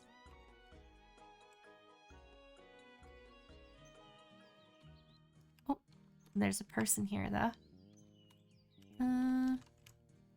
Okay. Okay. Hold on. Let's just go to the wolves. Never mind. The wolves are perfectly fine. We're just gonna go over here to some wolves. Where's a good spot? Right here. Okay. So, I could set up... Oh no, I didn't learn campfire. Never mind. Never mind, I can't make the campfire. I still don't know how to make campfires yet. Never mind, I can't show you that other skill. Well, that's fine. Whatever. Did you just breakdance on that wolf? Yes, that's a skill called windmill. So the windmill is like this. And this used to be my main skill. So back when I was playing it in the early days, you really only had 2 combat skills that mattered. Either smash or windmill. Smash is the AoE. So smash is... windmill is the AoE. Smash is a single attack skill. Like that. And you can get chunks of meat. Look at that. Let me get you some salt here. Chugging salt. Let's chug some salt. Oh, you're old, by the way. Wow. I thought you said you're an older brother. You literally said the die is here. You're referring to yourself. The older brother. Older than me. all of a sudden I'm ranking skills. Wait, is there a setting that's set? Oh, there used to be a setting here. Hold on. That's weird. Okay, well. Oh. I wonder if they changed skills to auto rank up. That's strange. I remember there was a setting last time, but there's no setting now. I guess it's fine. Whatever. Sheesh, go away.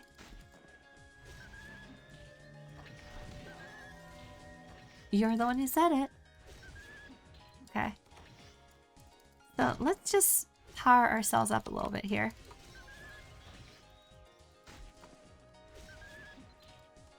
Okay. Oh, look at all those rank ups. We're getting so much stronger. Just a million things are happening. Omni abusing animals live on screen. No, they're wolves. Don't worry about it. Don't worry about it. They're overpopulated. I'm just, you know, fixing the ecosystem. Hero, do your job and arrest her. I'm just restoring balance. There's no issue. I'm not overhunting them. Nonsense. No, she's right. The old country has wolf season, where we have to hunt. There's actually field bosses as well. So at a certain point, they'll drop a scroll that tells you about the field boss, and there's like a giant wolf that you have to fight. Let's see. Okay. Oh, almost was trying to attack something I shouldn't, but you can't. Okay. So we're just gonna level up some skills while we're at it. Okay. So we're rank 6 right now.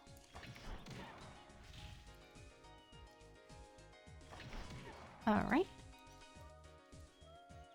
I feel threatened. Why? There. Okay. So, I'll have to figure out why it's doing this, though. It's kind of strange, because last week when we were playing, I remember there's a setting on the bottom that prevents you from auto-lulling your skills, but now it just seems to auto-rank your skills, and you don't really have a choice. Oh, strange. Anyway, we need to get a different skill. Hold on. Oh, I'm too strong. No. Okay, do I have a rock or something? Shoot. Uh-oh. Okay, now we're just too strong. Please, attack. Wasn't there an upgrade, or am I... Update? Or was I wrong? Yeah, there was an update, but I didn't know that they changed the system. Because the beauty of it back then was that you can control it. Yeah, like this one. I don't know why this one still says advanced, but everything else was ranking up on its own. So like, Smash was being ranked up on its own.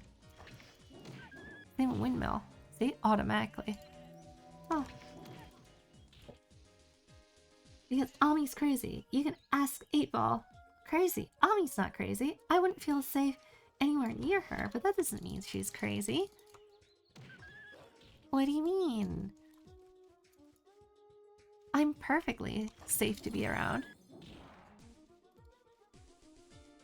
You'll want me on your side.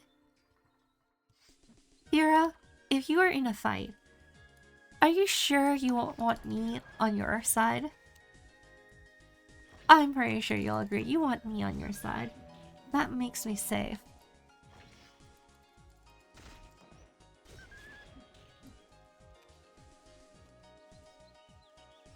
You guys are old since... What is this game? What is this game? It's Mabinogi. Sheesh. 67. Sheesh. 8-Ball, be honest, 8-Ball. Is Ami only one brain cell away from chaos? What do you mean? Oh. Oh, I thought it was something else. Never mind. Anyway, we've gotten our characters stronger. Unintentionally. Let's get to rank 1. Let's get these two to rank 1, and then we'll continue with the story after. Okay, that's rank 1.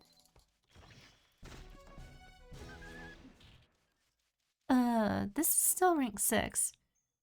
Oh, I can't do critical yet. Oh, that's a bit of a problem. Okay, perfect.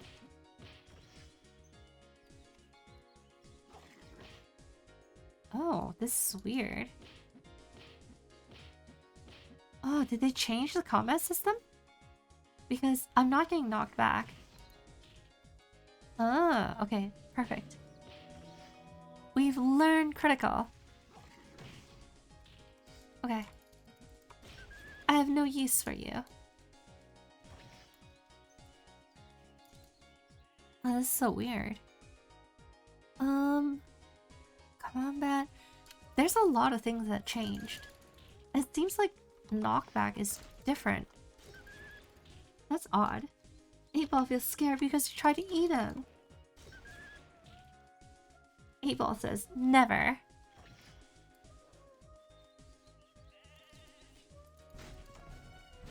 Okay. Perfect. Okay, rank 5. Only a matter of time. You smashes away. Smash or pass is a smash. Absolutely. Look at that. Oh, so strong.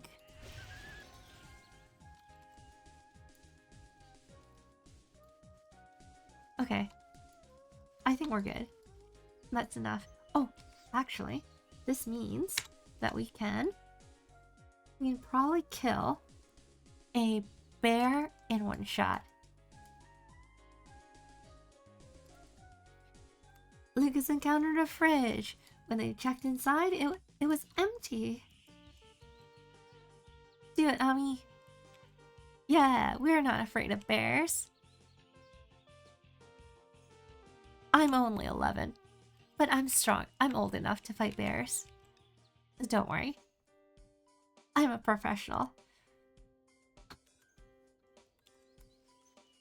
Oh, there's also a CP system, a combat power system, so you can compare with other things. This is normal. This whip is strong. So, we can fight. Ah. Who almost slayed a bear at age 10. You defeated a bear at 10, but not quite. And then you can also get this one. You can also get bare hands. So we can fight them barehanded. Oh, that's Master Smash. I think there was one for barehanded. I don't remember. I think I'm wrong. Oh well. We're gonna decimate the ecosystem. Ah, ha, ha, ha.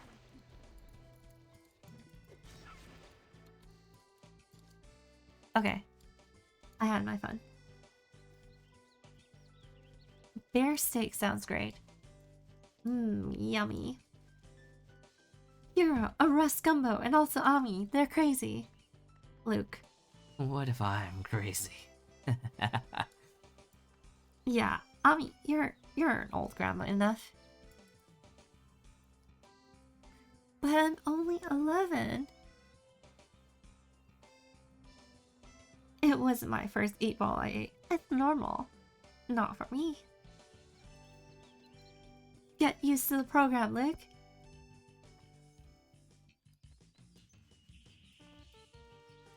It's on the menu. It's on the menu. You know, you can't be so picky with your food. Okay, so where do they want us? Oh. Oh, there's a thing here.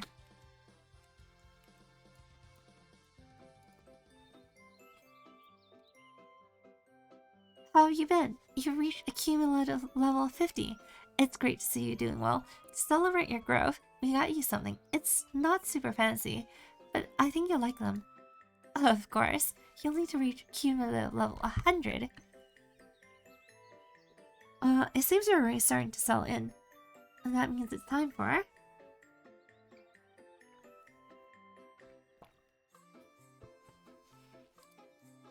Actually, never mind. I wish I can look after you, continue to look after you, but I have other friends to help as well. It's good to have a chance to catch up. If you keep up the pace, we'll meet again soon. Congrats on reaching cumulative level 50. And take care. Okay, so if I remember correctly, part of this reward was that you get some pawns. No, not yet. Maybe later. Okay. Ah, you do. And then this one, AP, newbie costume. Oh, it's so pretty. Okay. We'll wear this here. If you look. Oh. Look at that. Beautiful. Beautiful. Look at that beauty. Won't find this anywhere else. Anyway. Let's see. Put this over here. Looking good, Ami. Thank you. I made a certain pact with Ami and Gumbo. Cannibal 3X. Luke, I don't know how to say this, but you might be the odd one out. Let's just say. There's more than 3. There's more than 3 of us here. There's more than just 3. Okay, anyway. Where is she? So... Okay, special upgrades. Right. I remember there is something here. Oh yeah. So part of that thing that they said, you can basically open the dressing room, and the dressing room allows you to change your looks on the fly. For a little bit of money, of course, but you get 20 of it for free. So if we really wanted to, we can get rid of our buck teeth.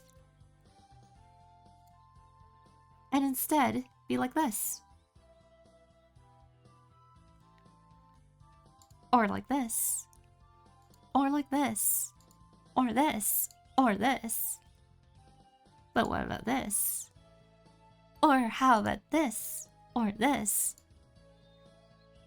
Or maybe, you know, a slight biting the lip, you know? Or perhaps, maybe, soft lips. The fangs, a blue grin. More fangs. A little bit of a chin. There's all sorts of things to choose from. Ami gets a cookie. I'm the cannibal 5X, 6X, 7X. Duh! I'm the only normal one here. You guys are all crazy. Crazy? Ami gets a cookie. No, I love the buck teeth Ami. Buck teeth and blurry. The ultimate Ami. We shall forever remember. Actually, Ami. No, we'll keep this for a little while. Anyway. Special upgrades.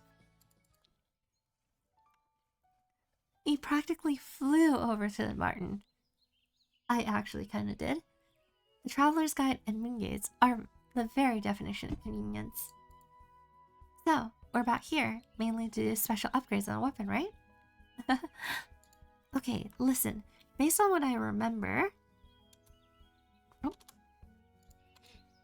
You see the special upgrade anvil over there?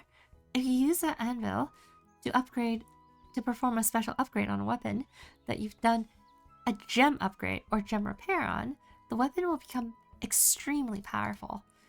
Let me explain the special upgrade process in a simple sounding way.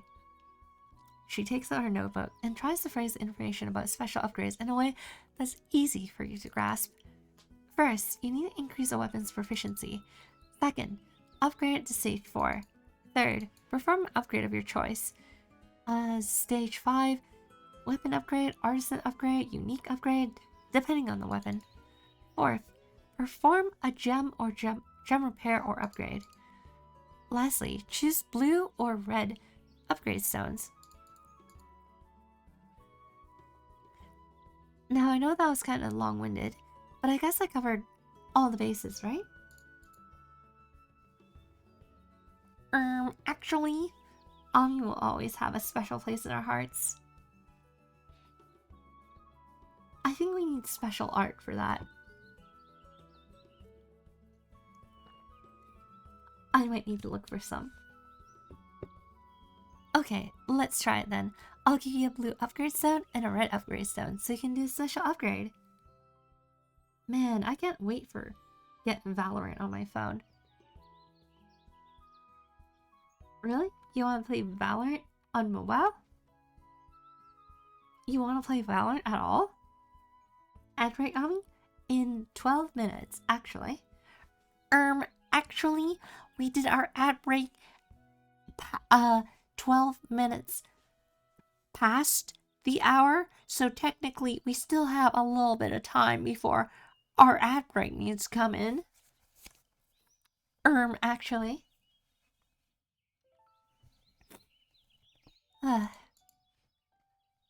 Okay. Special upgrade time. So basically, the game had a bunch of different forms of upgrades. If I go to here, a regular blacksmith will have upgrades 1 to 5. So modify, so for example, here. So these are different upgrades you can have. And then they'll make your weapon strong. And they cost proficiency. So we call it prof. The more you use the weapon, the more profit gains, but it also kills durability, so you have to repair your weapons. For the longest time, it used to only go up to 5, but then gem upgrades came, which basically requires some gems, and allows you to do one final upgrade that will either increase its durability again, or further make it stronger. So you get to choose between the two. And then after that, there's new upgrades. These ones that give your weapon an extra glow. So if I do this and I do red, red is for critical damage, whereas blue is for flat damage. At endgame, critical damage is everything. So pretty much the blue upgrade stone is absolutely pointless.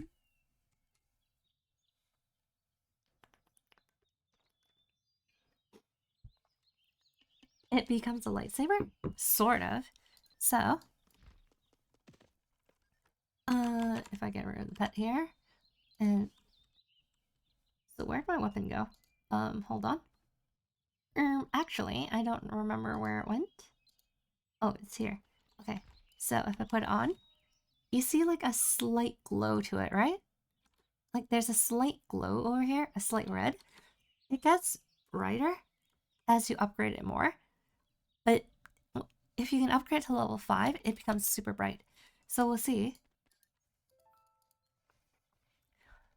Oh wow, you did a bang up job with the special upgrade. Now, let me transfer my memories about special upgrades into a sword. Here goes. She assumes a pose and focuses her mind. I think I've given you all the info I have on weapons. Don't forget how weapon enchantment works. Since there's so many ways to upgrade, I should probably record them all so I don't mix them up later. If you get confused, just crack open the memoir for a refresher.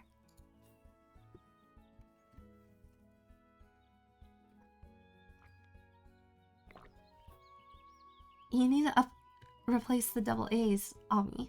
It's running out. Right. Of course. Okay. So, she's upgraded our weapon for us. So it's level 5. So this is the highest level it goes. So it looks kind of like this now. It just glows on the fist. There's also a spirit weapon system. So you can upgrade your weapons, of course, but you can also imbue a spirit into your weapon. And your weapon can talk to you.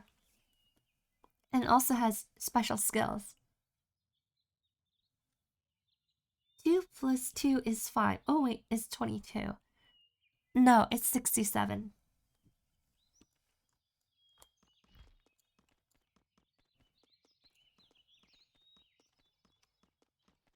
It's obviously 67. Okay. And anyway, what else are we doing here?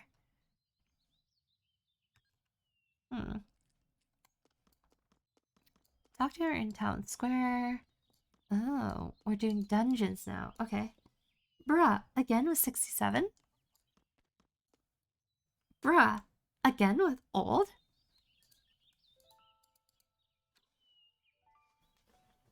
You've been saying that since, like, my birthday. That was literally, like, half a year ago. I'm just gonna keep saying 67. And you can't stop me. Bruh, you grandma. 67. I'm just gonna keep responding with 67. I've been thinking about what part of these memories that I wanted to tell you about next. Recently, we got a cool piece of armor, an accessory, a sturdy weapon. When I take that into account, it seems like the next sensible step is to talk about dungeons and missions. Once you know those, you'll be able to put those equipments to good use. Oh, he's fighting back. Grandma, old, 67. Anytime I hear you talk about age or anything, 67. Just 67. 67. 67. 67. 67. 67. 67. When I take that into account, okay, well, okay. I know about dungeons, and I know about missions. See, if I remember correctly, there are a lot of scary farmers and creepy monsters like big spiders. You're pretty amazing to have taken them on already. Oh, I didn't mention, but monsters are called Fomers. They are Fomorian. So remember how I mentioned in the very, very beginning that this game had a lot of Celtic lore? That's part of it. 6-7. To recount things before I record them in the memoir, let me explain what I remember about dungeons and missions. There are many dungeons all across Iran, from the green hills of Ulada to the faraway continent of Iria. Each dungeon has its own different difficulty levels, so you can select how much of a challenge you want based on how difficult and how skilled and well equipped you are. Luke shall henceforth be known as 6-7.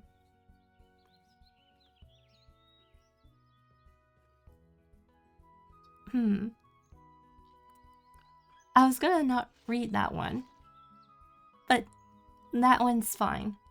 Ami walked so history can run. Of course, of course, of course. I exist outside of time. 6-7. In most dungeons, you'll see a huge goddess statue in the antechamber shortly after walking into the entrance. I didn't know that's what it's called. You enter the dungeon properly by placing certain items on the statue's platform, sort of like an offering on an altar. Simple, right? A dungeon's difficulty and structure will change based on the type of offering. I've heard that if you offer a special item, you'll see the memories of someone else in that dungeon before you. Sounds pretty cool, right? 6-7. Anyway, instead of just standing here and getting talked at by me, you should offer an item yourself so you can enter the dungeon. And for that, I prepared something to help you to do just that. Ta-da! I have some information that might prove useful to you. It was posted up on the walls all over Dunbarton. From what's written, it seems like one of the residents went missing in Albie Dungeon near Tiercontail. The posting says they're looking for someone to help find the missing person. You need to learn the ins and outs of dungeons, and it would be great to help someone in need while you're at it. 2 birds, 1 stone. Boom! That's what I call efficiency. If you go see Trevor, he'll tell you more. He's the guy whose name is on the flyer. Alright. My birthday is a national holiday. Period. That's all, folks. 6-7. 6-7.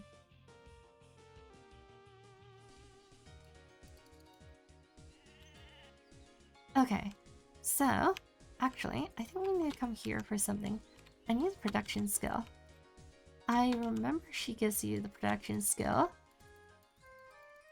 Okay, start conversation. So, in this game, you can actually use keywords to interact with the NPCs. So, like, I can ask with their private stories, nearby rumors, part-time jobs. I can also get skills. Have you heard of production? Learning it gives you more stamina and dexterity. You'll be more successful at gathering and crafting. It's not a simple skill. It's not a skill you have to activate either. Simply gather and craft will trigger the skill. Okay. Can you ask for free food? Not exactly.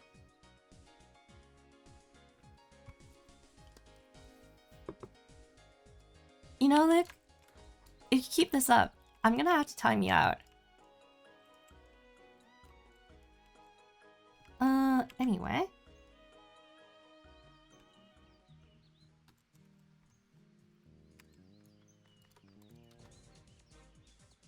A specimen of physical fitness stands at attention in a suit of immaculate armor. Hey, wait up. You on your way to Albie Dungeon. Lately, some adventurers entering the dungeon have been suffering from... Huh? Arachnophobia? We can't put adventurers in danger, but we can't let the monsters in the dungeon go unchecked either. So Chief Duncan and the lovely Dillis invented a hypnotic fragrance to help out. It won't get you in any trouble, even though they call it hypnotic. You can trust Dillis. All it does is make spiders look like cute, scented bears. Here, I've loaded the portable diffuser with the fragrance for you. If you don't want to see any spiders, you can activate it in your inventory. Here, catch. Trevor throws something at you. This is new. Hello, I'm Trevor, from the Civil Militant. So, you've heard the news. Someone from this town ventured into Albi Dungeon a while back, but hasn't returned. I wish I could go in there after them myself, but I can't leave my post. I'd really appreciate you go into the dungeon in search of the lost dungeon dweller. Dweller? Dweller?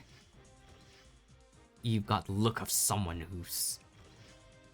will be a regular visitor to dungeons of all shapes and sizes in the future. So I figured this would serve as good practice, a way to get your feet wet. Wait, what's that? You think I'm just scared to go alone? Huh. Just so you know, I've cleared Albi Dungeon when I was 8. Anyway, do you know how to get into the dungeon? It's simple, really. Take this pass. It'll allow you to enter the dungeon. You'll reach Albi Dungeon if you head towards the hills to the right. Click on the statue, then place this item on the altar to access the dungeon.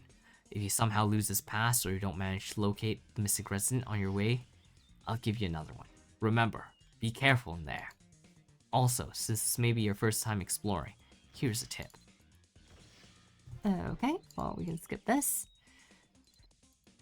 Okay. Let's just go.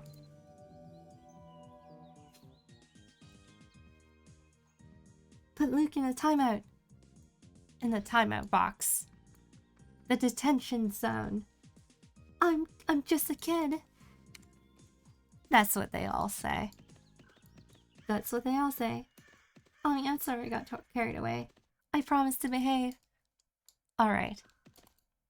It's okay to joke once in a while, but I don't like it if you keep talking about it all the time.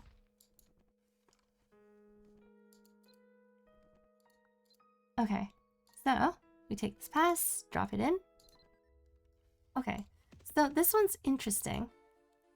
It's almost time for ad, but this dungeon's short. It should be. Okay.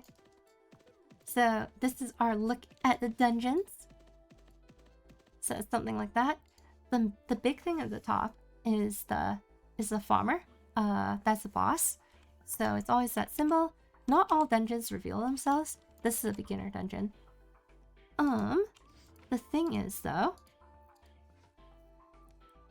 The thing is, they gave us a... Did I drop it? Did I drop the thing? No, it's right here. Okay, I want to try this out. Okay, so you see spiders, right? Ooh, spiders. What happens if I use it? Activate. That's been activated. Okay, it doesn't seem to affect them right now. Okay, that's interesting.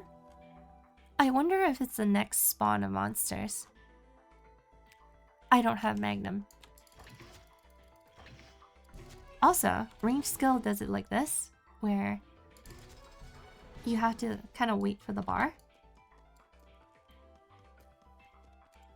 Are there any hidden rooms?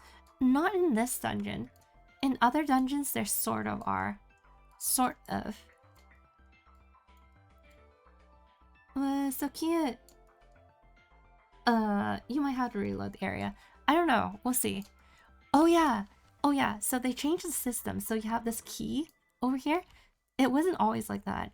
The keys used to be physical objects you pick up, and it was so dumb. So back in the day, the inventories didn't have so many bags, so you have limited inventory space. And if you're in a party of more than one person, sometimes you can lose track of who has the key. So then we'll be like, I thought you had the key. no, you had the key. Should we just head back? And then everyone would be like, okay, fine. And then we go all the way back, and then we look through every room, and we're like, there's no key. Someone has to have it. And then after like 20 minutes, someone goes, oh, I had it. My bad, guys. Man, it's disgusting. The spiders are the keys. So it was pretty funny. And then there's also like, if you run an inventory, you can't pick up the key at all. So it'd be like, oh man, guys, I gotta drop my weapon. And then that way you'll make space. Okay. Oh, look. Okay. So now they're scented bears. Awesome.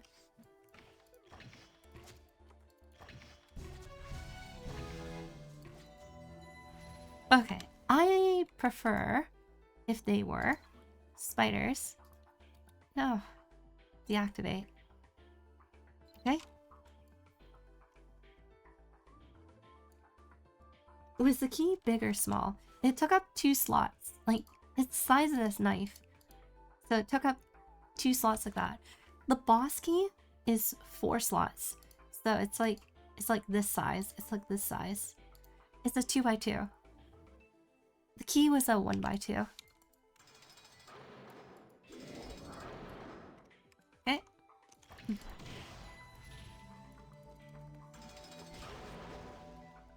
Alright. Oh yeah, and these things, like the white spider farmer scroll, they're quests where you can collect 10 of them and you get a gold reward.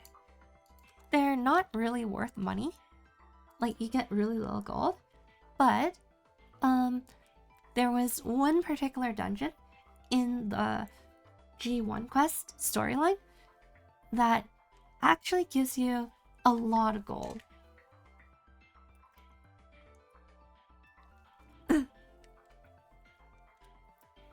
It gave a surprisingly high amount of gold, and it was from killing skeletons. So there's like the white skeleton, there's the red skeleton, there's the metal skeleton, and they all give like different amounts of gold. I think it was like 6k, 10k, and 15k. Somewhere around that.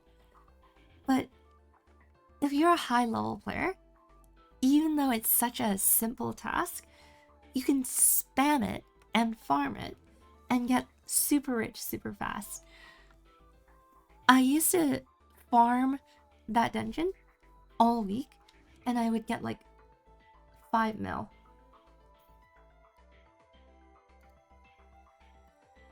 We'll probably fall asleep soon. Enjoy the stream, everyone. Thank you. I hope you get some nice rest, Hira. I think it's time for our ad break, but let's finish the dungeon. Check out the giant spider! A giant spiderling.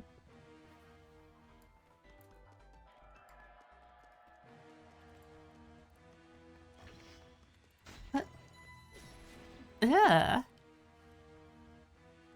Yeah, there's a lot of this. Oh, you came not a minute too soon. I'm a bit embarrassed you saw me cornered by the ugly beastie. Ugly? But better a little embarrassed than having to fight off something like that on my own. Actually, you look a little lost. Is this your first time? Here, come with me. Okay. There's treasure. Are there spider pets? There are. There's a reason why spiders would be pets as well. That's because you can harvest cobwebs, and cobwebs can be used oh, the treasure chest is different. They changed the appearance of the treasure chest. That's so weird. This update is so strange.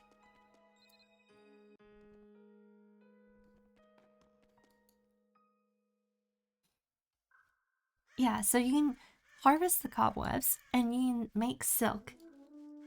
And then the silk can be used to make clothes. That's a pretty cool mechanic. Here, I can show you.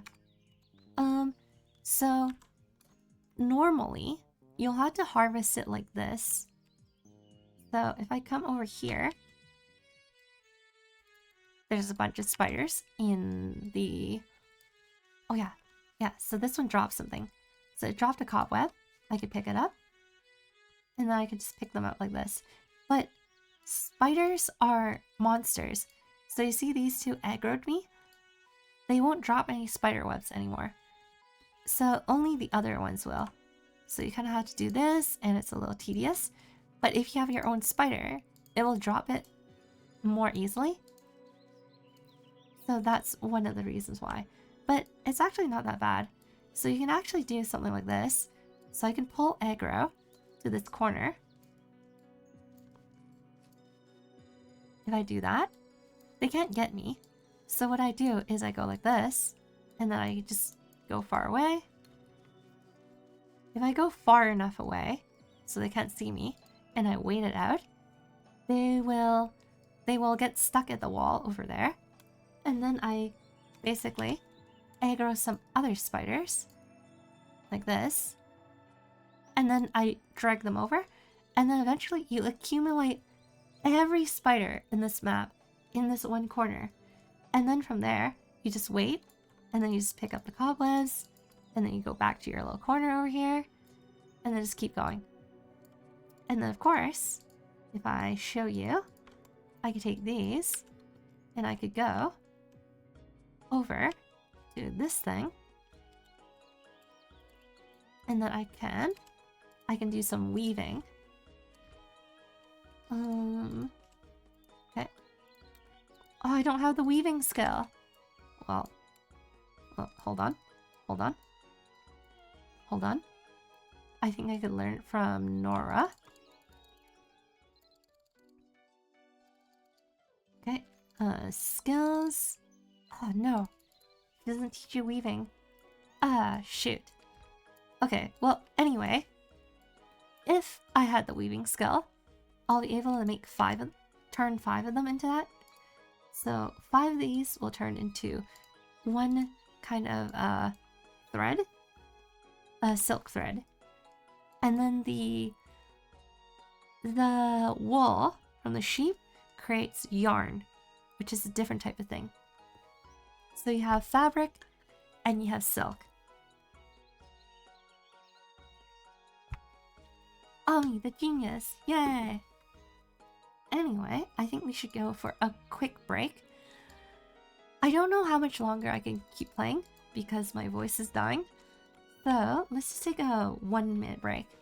Let's take a 1-minute break and we'll be back. Okay, so, Alright, grab some water, grab some snacks, head to the bathroom you need to. We will be back shortly. See you guys in a bit.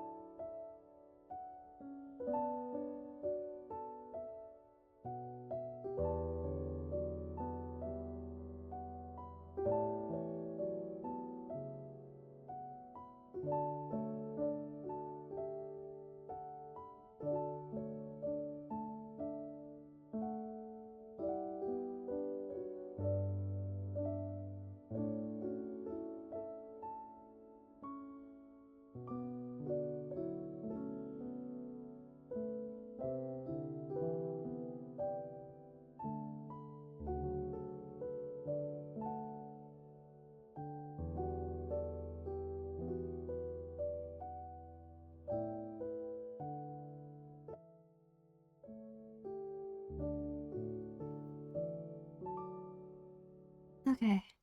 I'm back. Hello, hello. Welcome back, Ami. Thank you. Ugh. Gotta put on my hoodie. Hold on. Ugh. Okay. Got it. Okay. You know, I think I'm really good at inventing stress. So I did mention today, because we started relatively quickly, I was having a great day. It was a great day. Day was great. Welcome back, Rainy R. Thank you. Day was great. Work was great. Everything was great. And then I get a phone call. From an appointment. Like, from a place I wanted an appointment at. And then I was like, yes, of course. I'm free. Absolutely. Anytime. And then it was the end of the day. And then afterwards, I thought about it. I'm like, the day and time seems kind of familiar. It's probably fine. And then when I get home, I'm like, shoot, I double booked myself. I already had something I had to do at that exact time. So then I panic and I'm like, oh man, I had to cancel the appointment, choose a different day. Do they even have another appointment open? Aw, does this count as the cancellation fee? I mean, it's literally tomorrow. The appointment's tomorrow. Does that mean that I had to pay money all of a sudden for no reason? So I invented a bunch of stress. And then I quickly messaged them, but it's not the place. It's like their AI bot that responded. And it responded so slowly. It took 2 hours to send me a response. But in the end, it said yes.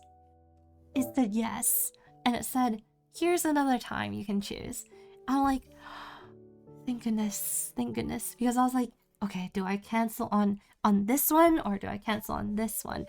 Is there a way to go to both? Is it possible? Yeah, that sucks. I know. But it turned out fine in the end.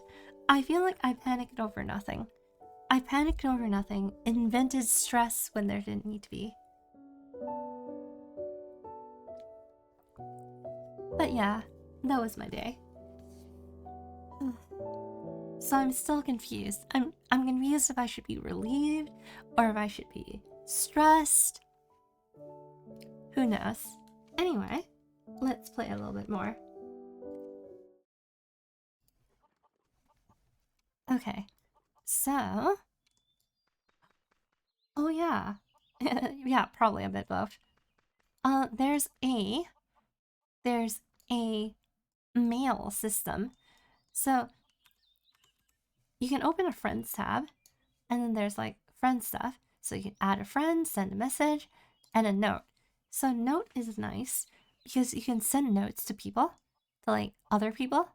So if I see a dude here, I could send this person a note or whatever. And this is fun. So back then, it's kind of like emails between friends. So if you're not online and a friend is, if you're online but a friend isn't, you can send them an offline message. Or if you're offline and they're online, they can send you a message. But this only allows you to send messages. But what if you wanted to send them items? What if you want to give them something? You can use the mail system. So you can send a mail to a person and you can leave a note. And then you also request for money as well. Oh, I misheard. I thought you said meal. Technically you send them food as well. But basically, this system allowed you to send messages, items to other people, and they don't have to be online. And then there's also, you can transfer items to your other accounts this way as well. And you can also sell things to people. So it'll be like, oh yeah, just mail me the item and just set the price to this and I'll buy it. then they can go to their mail, look for it, see the amount, send the money, and get the item. So it's like Facebook Marketplace, but in the game. It was pretty awesome. I used the note system so much back then. Oh, good times. Anyway. Oh, we have to talk to Trevor. Trevor! The fastest mail around. Oh, don't do that. Excellent. You did it. Thank you. I knew I could count on you. Hooray! You did it. Not that I ever doubted you. I don't know if this amounts to a proper compensation, but by ways of thanks, I'll tell you about a rumor. Care to listen? This rumor supposedly comes from the city of Dunbarton. It claims that if you stand in the square, you'll hear the voice of an invisible girl. Kinda creepy, huh?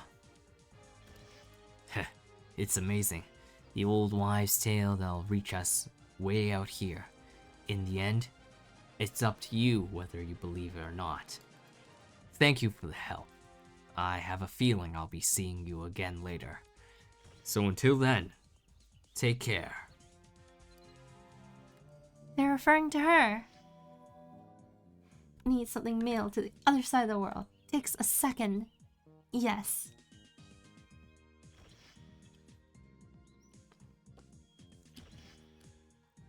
It does be doing that.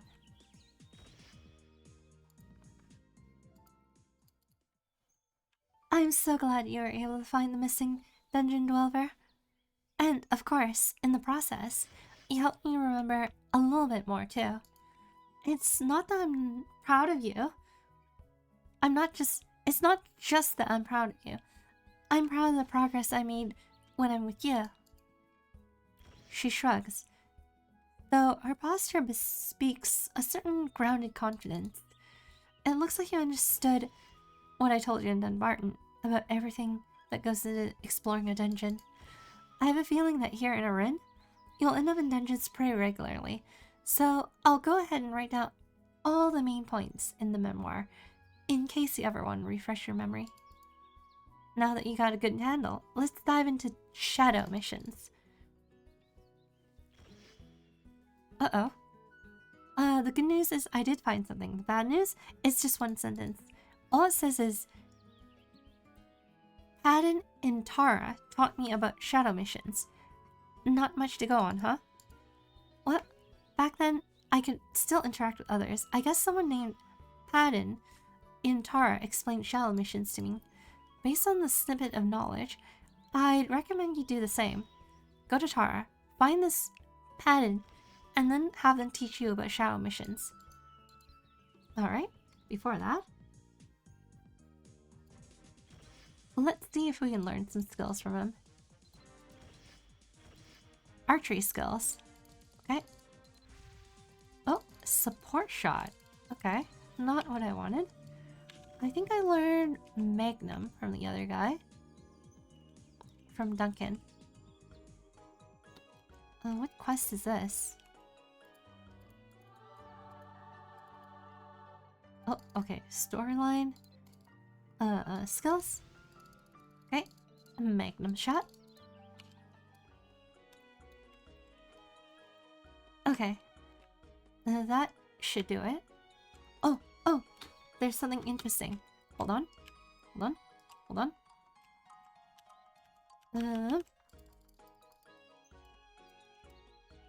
Freezer. Gumbo's encountered a freezer. When they checked inside, it was ice cream cake. Gumbo happily shared it with the rest of chat. There's another system that I didn't mention. So items can be enchanted and whatever, but the other thing that can happen is that if you die, you have a chance of dropping the items you equipped. So if I get knocked out right now, it's possible for me to drop this, and this. So to prevent that from happening in a dungeon, what we can do is imbue it with holy water. 3 cakes in the same stream. Yeah, super lucky. So, where else we get holy water? Then at a church. So here, we can ask for a part-time job. The church is looking for a kind soul to help take care of our crops. The main job is to harvest wheat or barley. We're on a tight budget. We can't afford to pay in gold. Instead, anyone who completes it will receive holy water of Limilark. I couldn't pronounce this for the longest time. I think I just pronounced this Lamarck.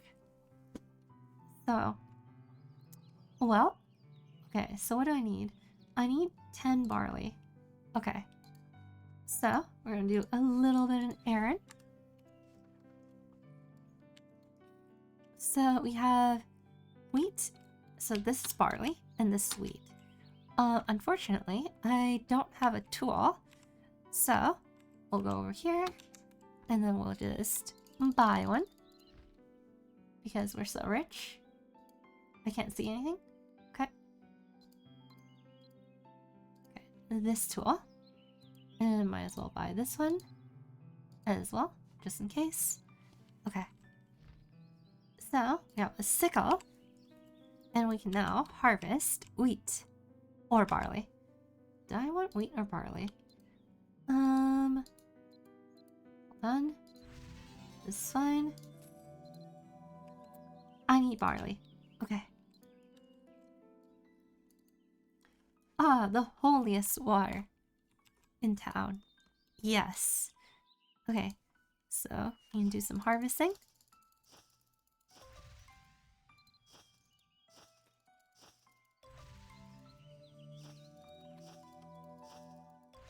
So you just need 10. If I remember correctly, you can get 5 from each. This is not right. Okay, we can get 2 more. You can make bread? Yes, you can make bread. So you can take the wheat or barley, and you can go to the mill, and then they can kind of like turn it into something. And then you can use that, turn it into flour, and then you can use that to make bread with cooking skill. It's supposed to have a lot of realism. I accidentally crushed the barley. That's not right.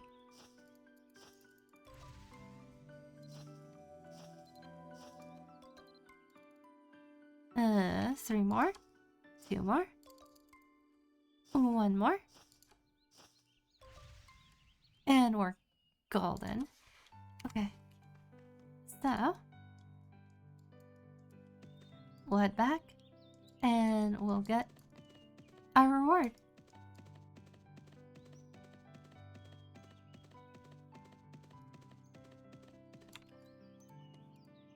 Okay, report now. Obtain. Awesome. So many tiny details that make it wonderful. There's also eggs. So like there's chickens and hens. So roosters and hens. So I can't harvest without using bare hands. But basically I can do this. So I can do this and I could grab an egg. Okay. So eggs are food. So you can actually eat the egg raw.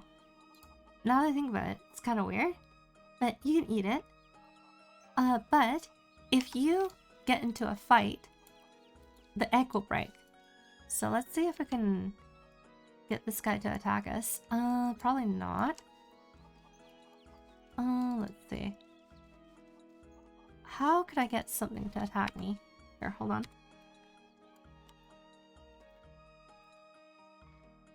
Okay. So the thing about eggs is you can harvest a lot of egg, but you can also accidentally break them. If anything hits you, the egg will break.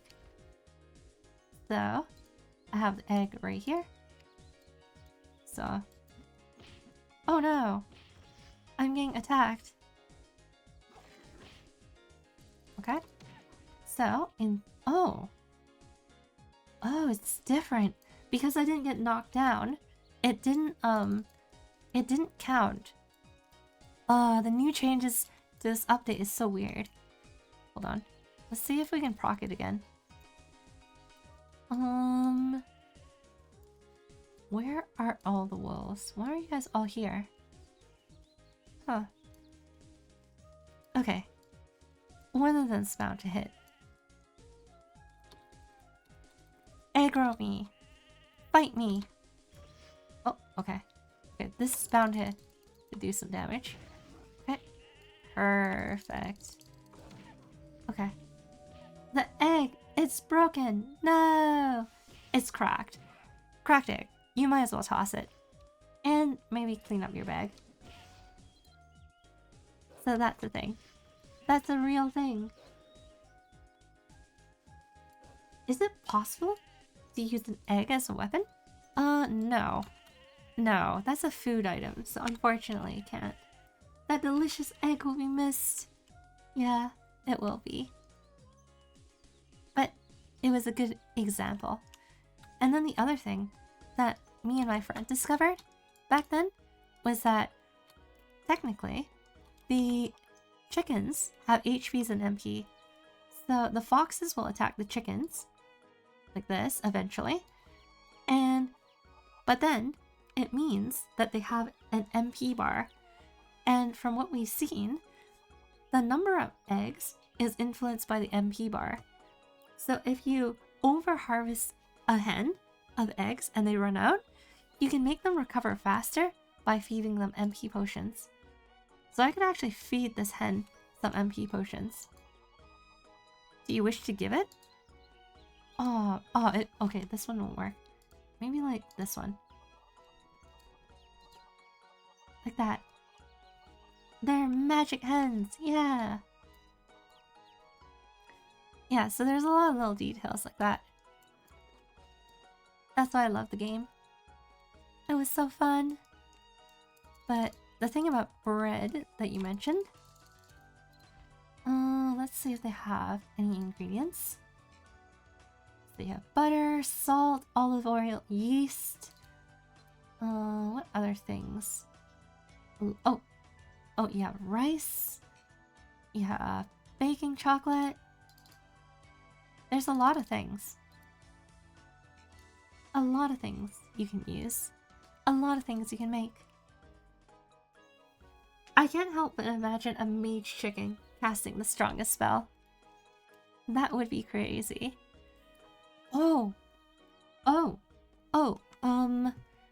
I think, if I remember correctly, there's an Easter egg where if you craft a 5-star dish for food and you eat it, it will show a cutscene where a bunch of animals are running past you, and then I think a giant chicken appears.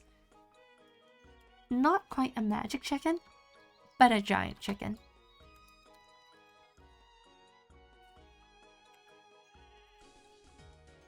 Anyway, I think we'll do a couple more quests, and then we will call it.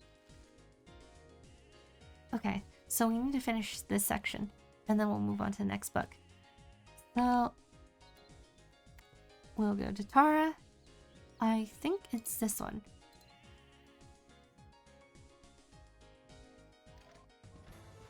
We're having giant chicken wings for dinner tonight.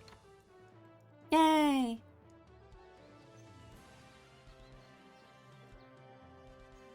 Okay. Okay, so there's dungeons, which is the most basic type of stuff. The next kind of stuff they're introducing is shadow missions. This didn't come out till much later on, and then after that there's like more advanced missions in this. But it basically boils down to free roam monsters, dungeon monsters, and shadow realm monsters.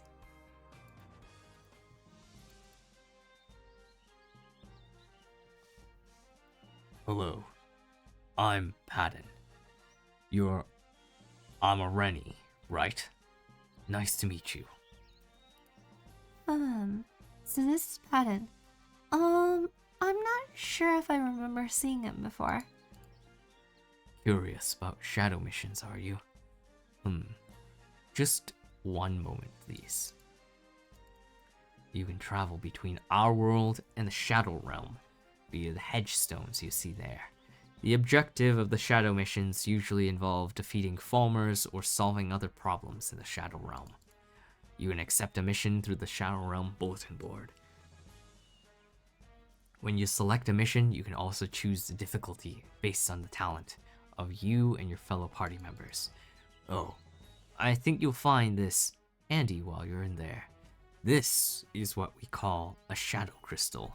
It'll help you assimilate into the Shadow Realm more easily as you gain more XP and gold. Try using one. Okay.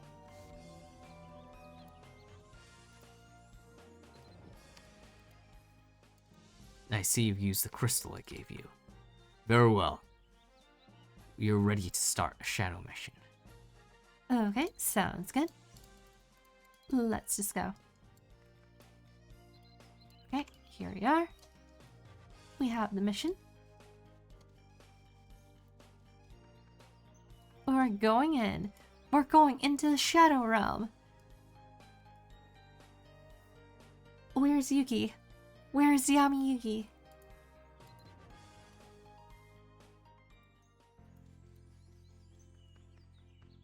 Okay. Oh yeah, it's the weird cat. So, dev cat. This is the cat that represents the devs in their studio, or at least in the olden days. Meow. I want to go home.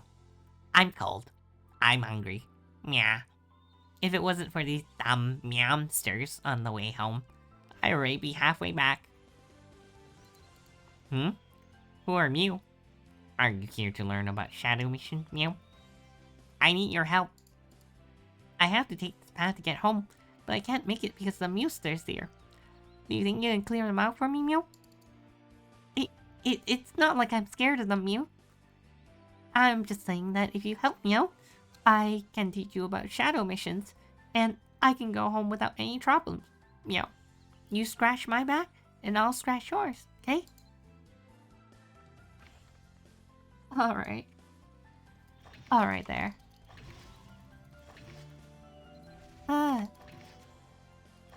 These dirty pigeons. Okay.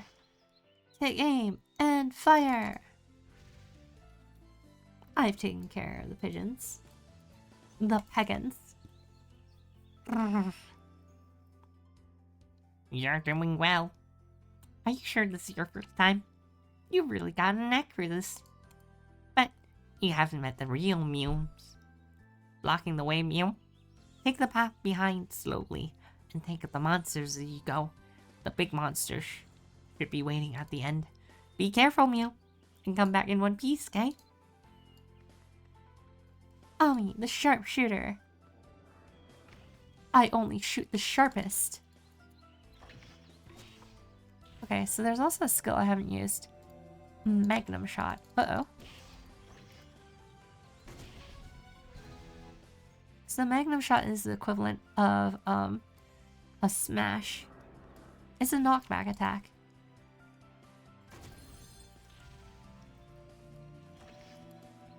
This really changes the game so much. The way there's no knockbacks. Oh yeah, the game had a lot of little mechanics. It's hard to demonstrate now, but like if I look at this sword, it's a slow 2-hit weapon. If I look at this one, it's also slow 2-hit blunt weapon. Or if I look at this one, it's a fast 3-hit weapon. Or a normal 3-hit weapon. So what this meant was that basic attacks have an animation sequence cycle of the number of hits they say, and the amount of time it takes to attack depends on if it's fast, normal, or slow. And then if you time it correctly, you can actually add an extra hit. So a 2-hit weapon would hit 3 times. A 3-hit weapon could hit 4 times. So there are a lot of awesome things like that. But the reason why I bring that up is, why did I bring it up again? I lost my train of thought. I've lost my train of thought. It went somewhere and I forgot. Anyway, it's a different style of fighting.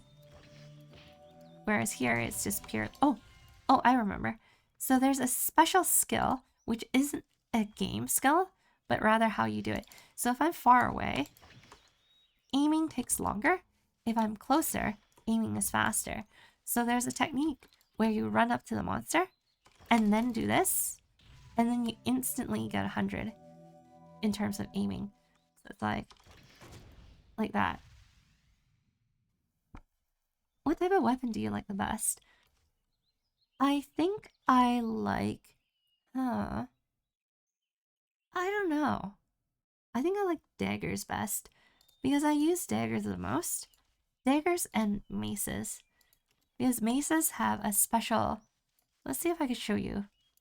A special attack animation. Well, I guess that didn't really show it off. I have to take my leave, everyone. Bye-bye. Alright, see you later, Luke. I hope you have a wonderful rest of the afternoon. Bye-bye. Have a good night. And really, sorry. That's okay. It's good. It's good that you're reflecting on it. Alright, I'll see you next time. Bye-bye.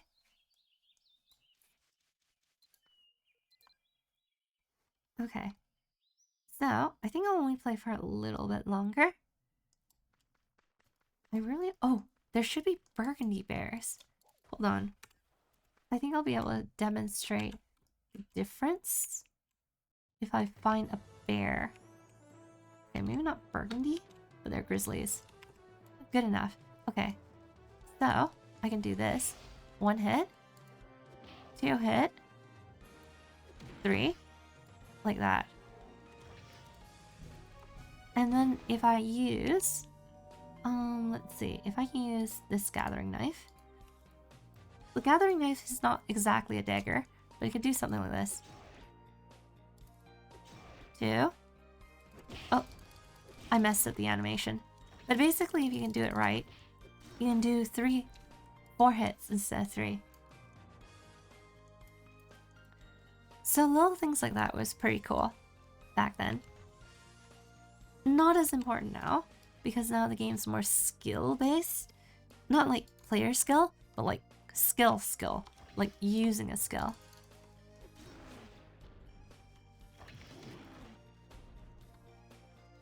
It's because they need more damage for the endgame content, so that's probably why.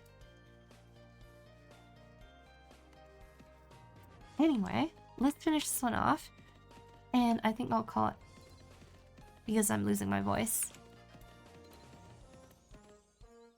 Sending a bear flying is a piece of cake. Yeah, it's a piece of cake now. Yeah, I think I'm strong.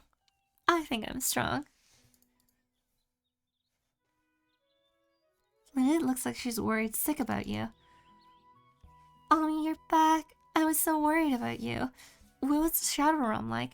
Was it scary in there? I'm so glad you made it safe and sound. Hopefully that equipment made it back that we made together served you well. Something seems different about you.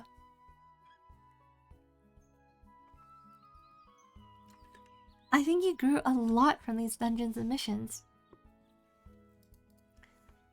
Buff Ami for the win! Yeah! I've been doing everything I can to help you on your journey, but someday I want to suit up in a set of matching equipment and dive right into adventure at your side, defending you from danger. I believe that if we keep working on the memoir, maybe that day will come faster than we think.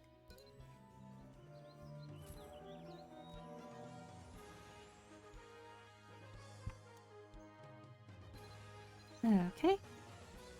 Oh, there's more. There's still more. Okay. I guess let's do one little bit more. I think this is a cliffhanger. I think we should stop at the cliffhanger. So let's go. Let's keep going. Just a little bit. I can do it. I can persevere.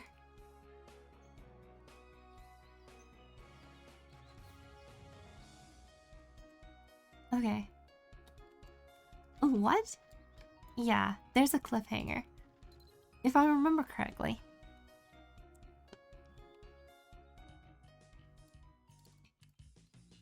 There always has to be a cliffhanger. To every good story. So we've been making wonderful memories with her. We've been getting, whoa, all sorts of cool weapons. Hold on. Hold on. What is this? It's a spear. Ho ho!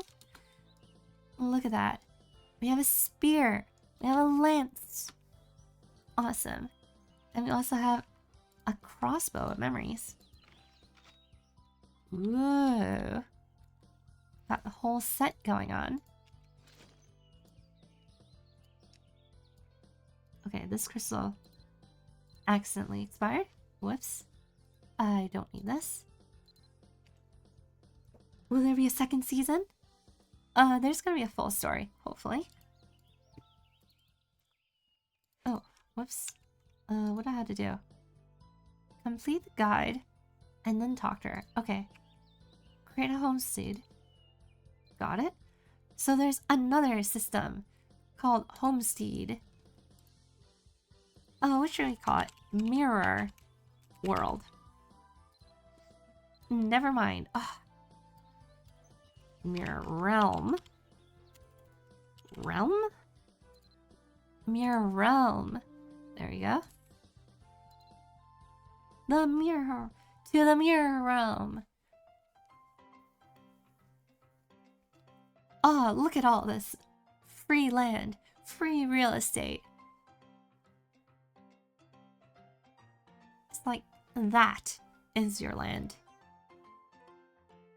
Good luck.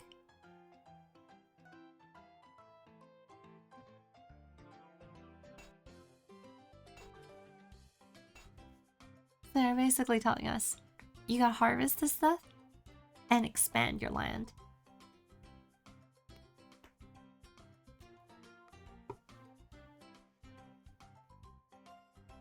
I don't even know who this dude is, now that I think about it. Looks pretty great. Just needs a little... It's a fixer-upper. It's a fixer-upper. It's the fixer-upper. Where's her? I don't have a pickaxe. No! Wait, hold on. I think it's part of the reward, right? It must be.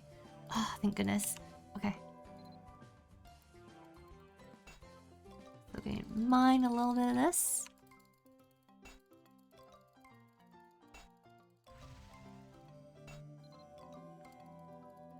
I think you get 10, if I remember correctly.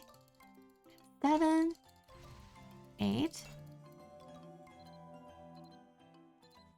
Okay. One more. And I think we're out. Okay. So, there's nothing else. You can have a menu where you can make things. We're gonna create our own tent. The tent returns. Ollie Land, the most wonderful theme park around. Oh, you can actually create a little theme park in here.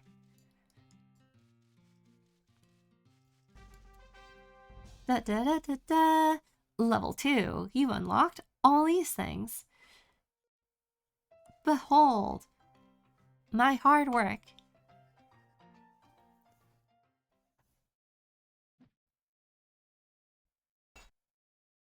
Ami, hard at work.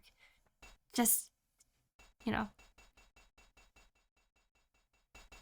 tilling the fields, moving the dirt, until one day,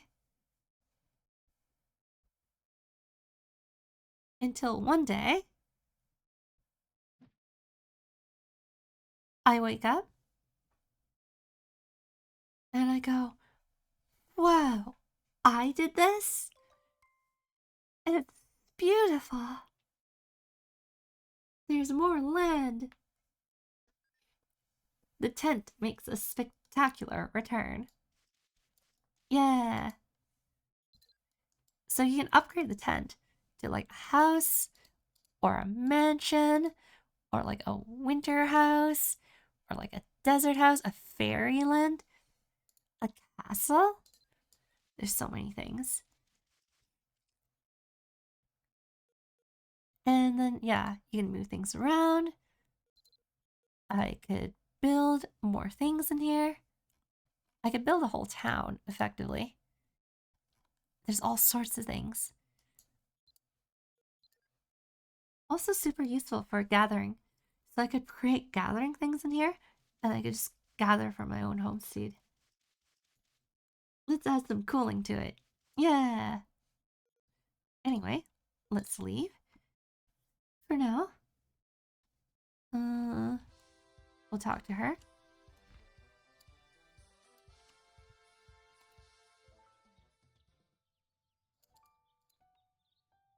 Ami, it occurred to me that now is the perfect time to tell you about the all special place.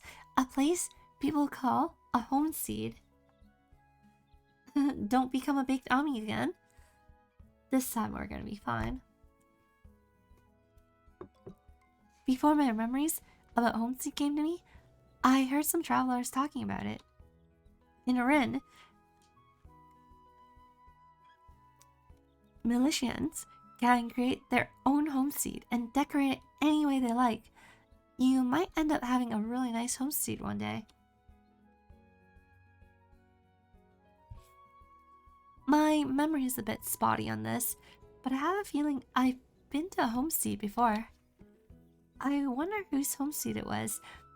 I recall this feeling of coziness, charm, and all sorts of nice decorations too. Against the expansive horizon, there's a house, quaint but spacious. I hope to visit a cute homestead like that again someday. If you're okay with visitors, would you invite me to yours? Absolutely. Really? Hooray! That's a promise. I'll hold you to it. So you better start thinking about what to decorate it with now. I'll be sure to record it as a token of promise that I gave you. Okay. Anyway, use this invitation when you're ready. I'll fly right over. Also, to set you on the path of glory, I'll give you a few items that you might need for your homestead. I wonder if I picked these whenever I last visited.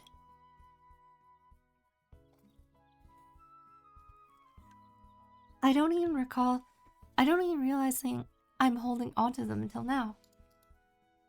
First, take this. It's a glittering sprout. It's pretty, isn't it? When you use it, a glittering energy will spread all over your homestead. And as we all know, a lot of sparkles means something good's bound to happen. Use these materials I gave you to get a leg up on decorating. I'm so excited to see how you arrange everything.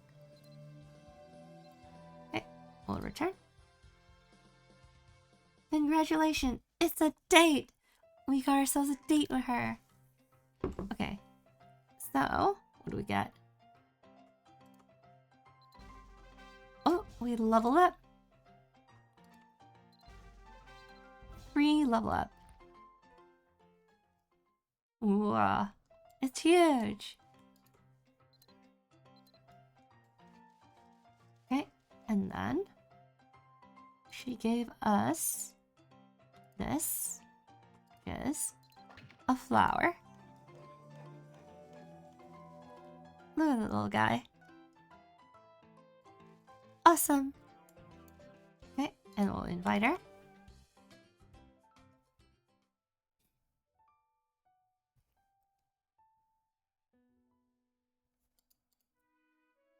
At your invitation, Blaanid appears at your homestead. She looks around, seemingly quite pleased. Wow, so this is your homestead? It's just like I remembered. The land that stretches out into endless horizon, a cozy, adventurous homestead offering endless possibilities. It's also neat. Thank you so much for keeping your promise and inviting me to see your homestead.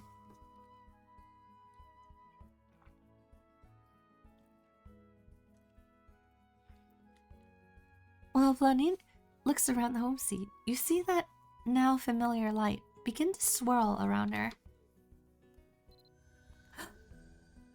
Are these more memories?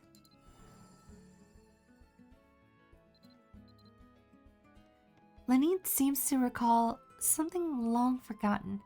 You can see it in her eyes. She whispers to herself, sadness written in her expression. No, this can't be right. There's just no way. Blaanid's distress is obvious as she keeps quietly speaking, a blank look in her eyes. Suddenly, she snaps out of it and looks towards you. Oh, Ami, it's just... Blaanid looks more than a little flustered, waving her arms in a feeble attempt to convince you that there's nothing to worry about. I'm sorry. The old memories came rushing back, like they'd done before, but this one's gonna take me some time to really process. What? Were you worried about me? Oh, no. It's nothing serious, or depressing, or anything. It just came on so strong that I need some time to figure it out. And what it all means. Where it fits into what I remember before. I swear on the memento that I gave you that I'll tell you about it eventually. So don't look so worried.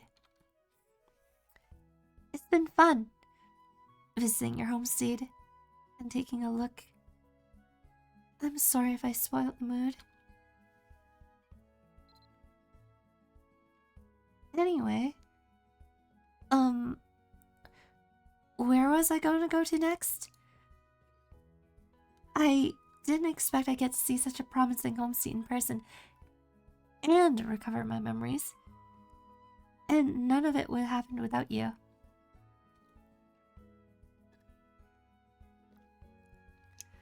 Blaanid smiles brightly, easing your worries, at least just a little.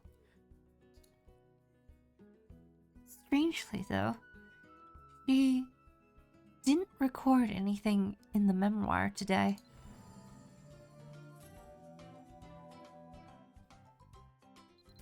Oh no, she's not saying anything. Never mind. I was just reminiscing.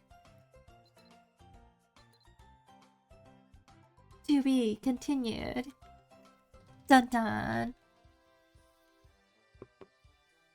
What's the reason for her quietness? What's going on? We'll never know. Or at least until next time. I think I'll have to stop here. I'm losing my voice. And I'm getting tired. So, I think this is a good place to stop. Unfortunately, we still didn't finish the tutorial. There's still one more book. There's this and another book. We'll just have to wait till next time. Alright. Anyway, I had some fun. I learned some new things about the new update. I think this is good. We made some decent progress. Okay, so... Alright. Thank you guys for hanging out. Thank you guys for sticking around. I hope you guys have a wonderful rest of the evening, rest of the afternoon, rest of the morning, wherever it is that you are. For me, it's gonna be good night. So, until next time, bye bye. Good night. Good night, everyone.